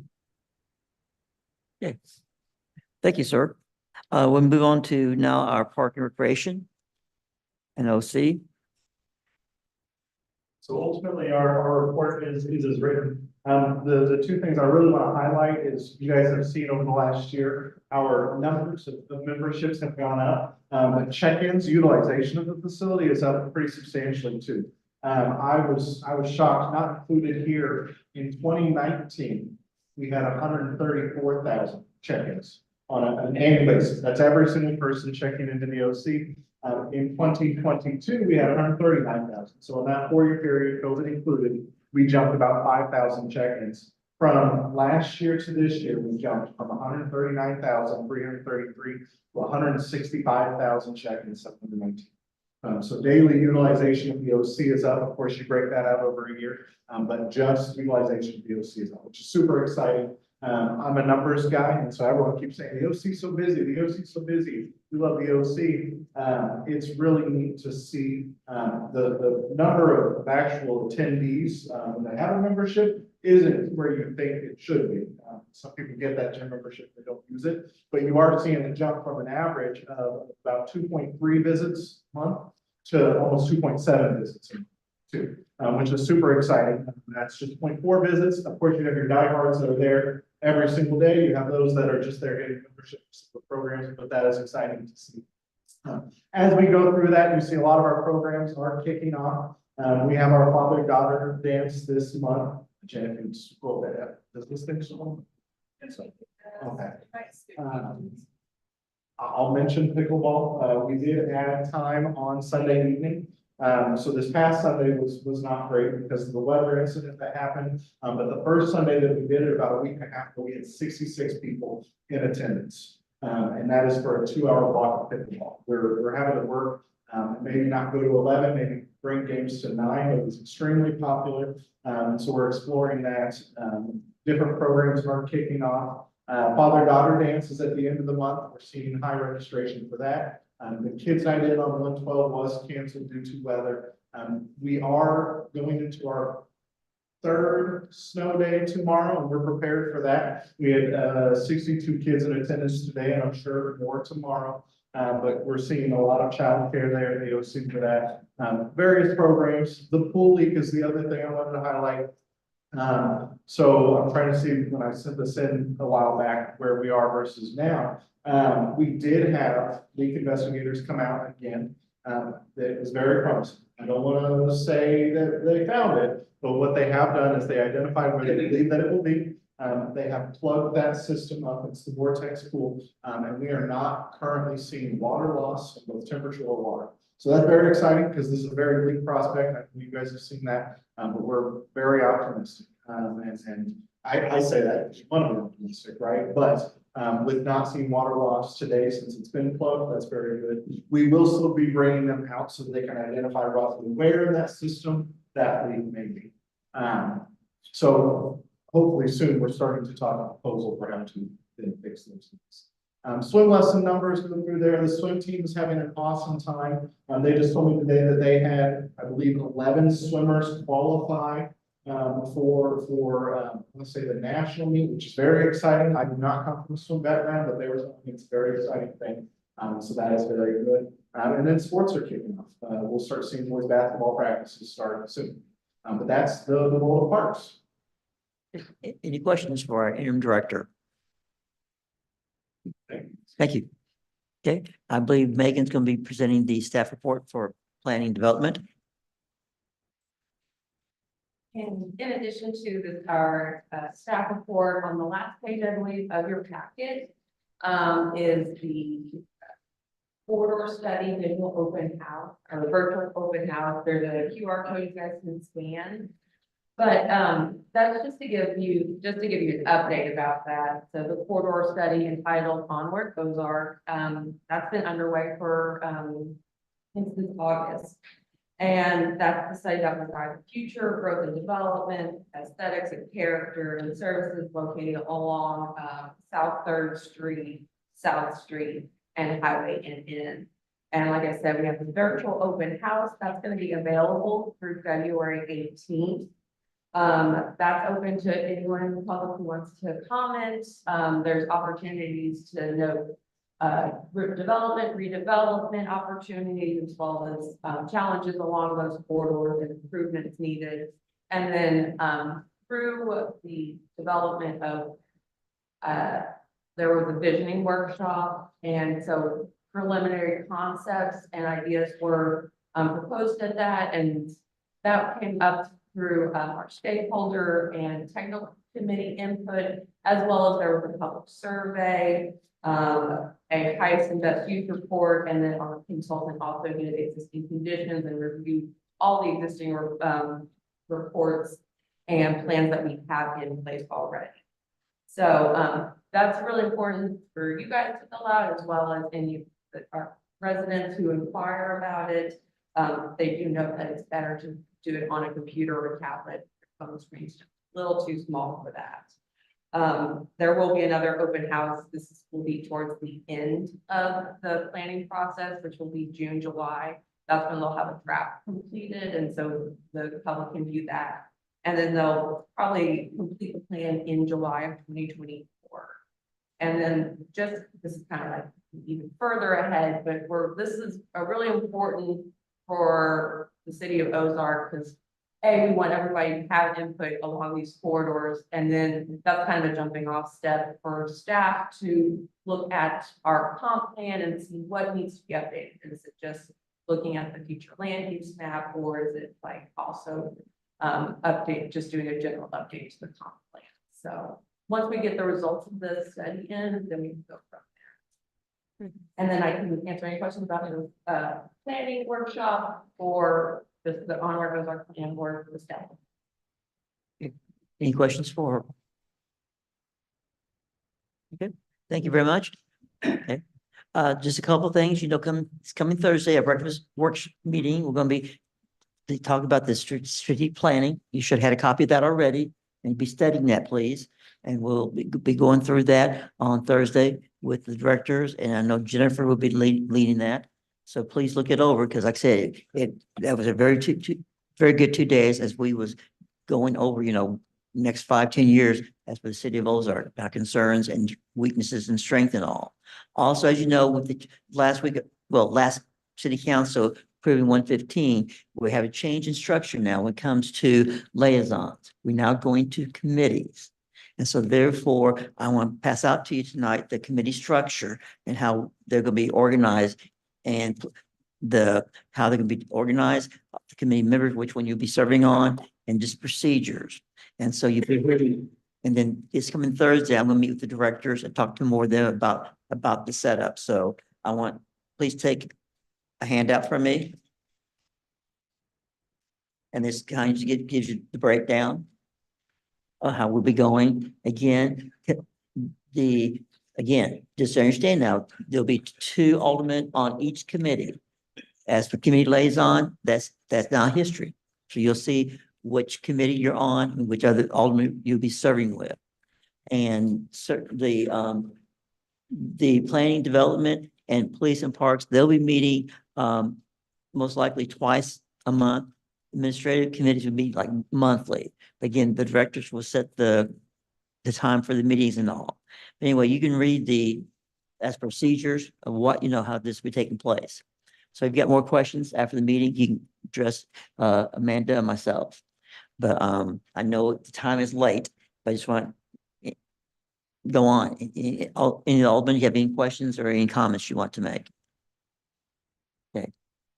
Okay, if not, is there a motion that we adjourn? Move to adjourn. Second. Okay, the motion is that we adjourn. Maybe Alderman Galloway, the same with Alder, all in favor, do so by show of hands.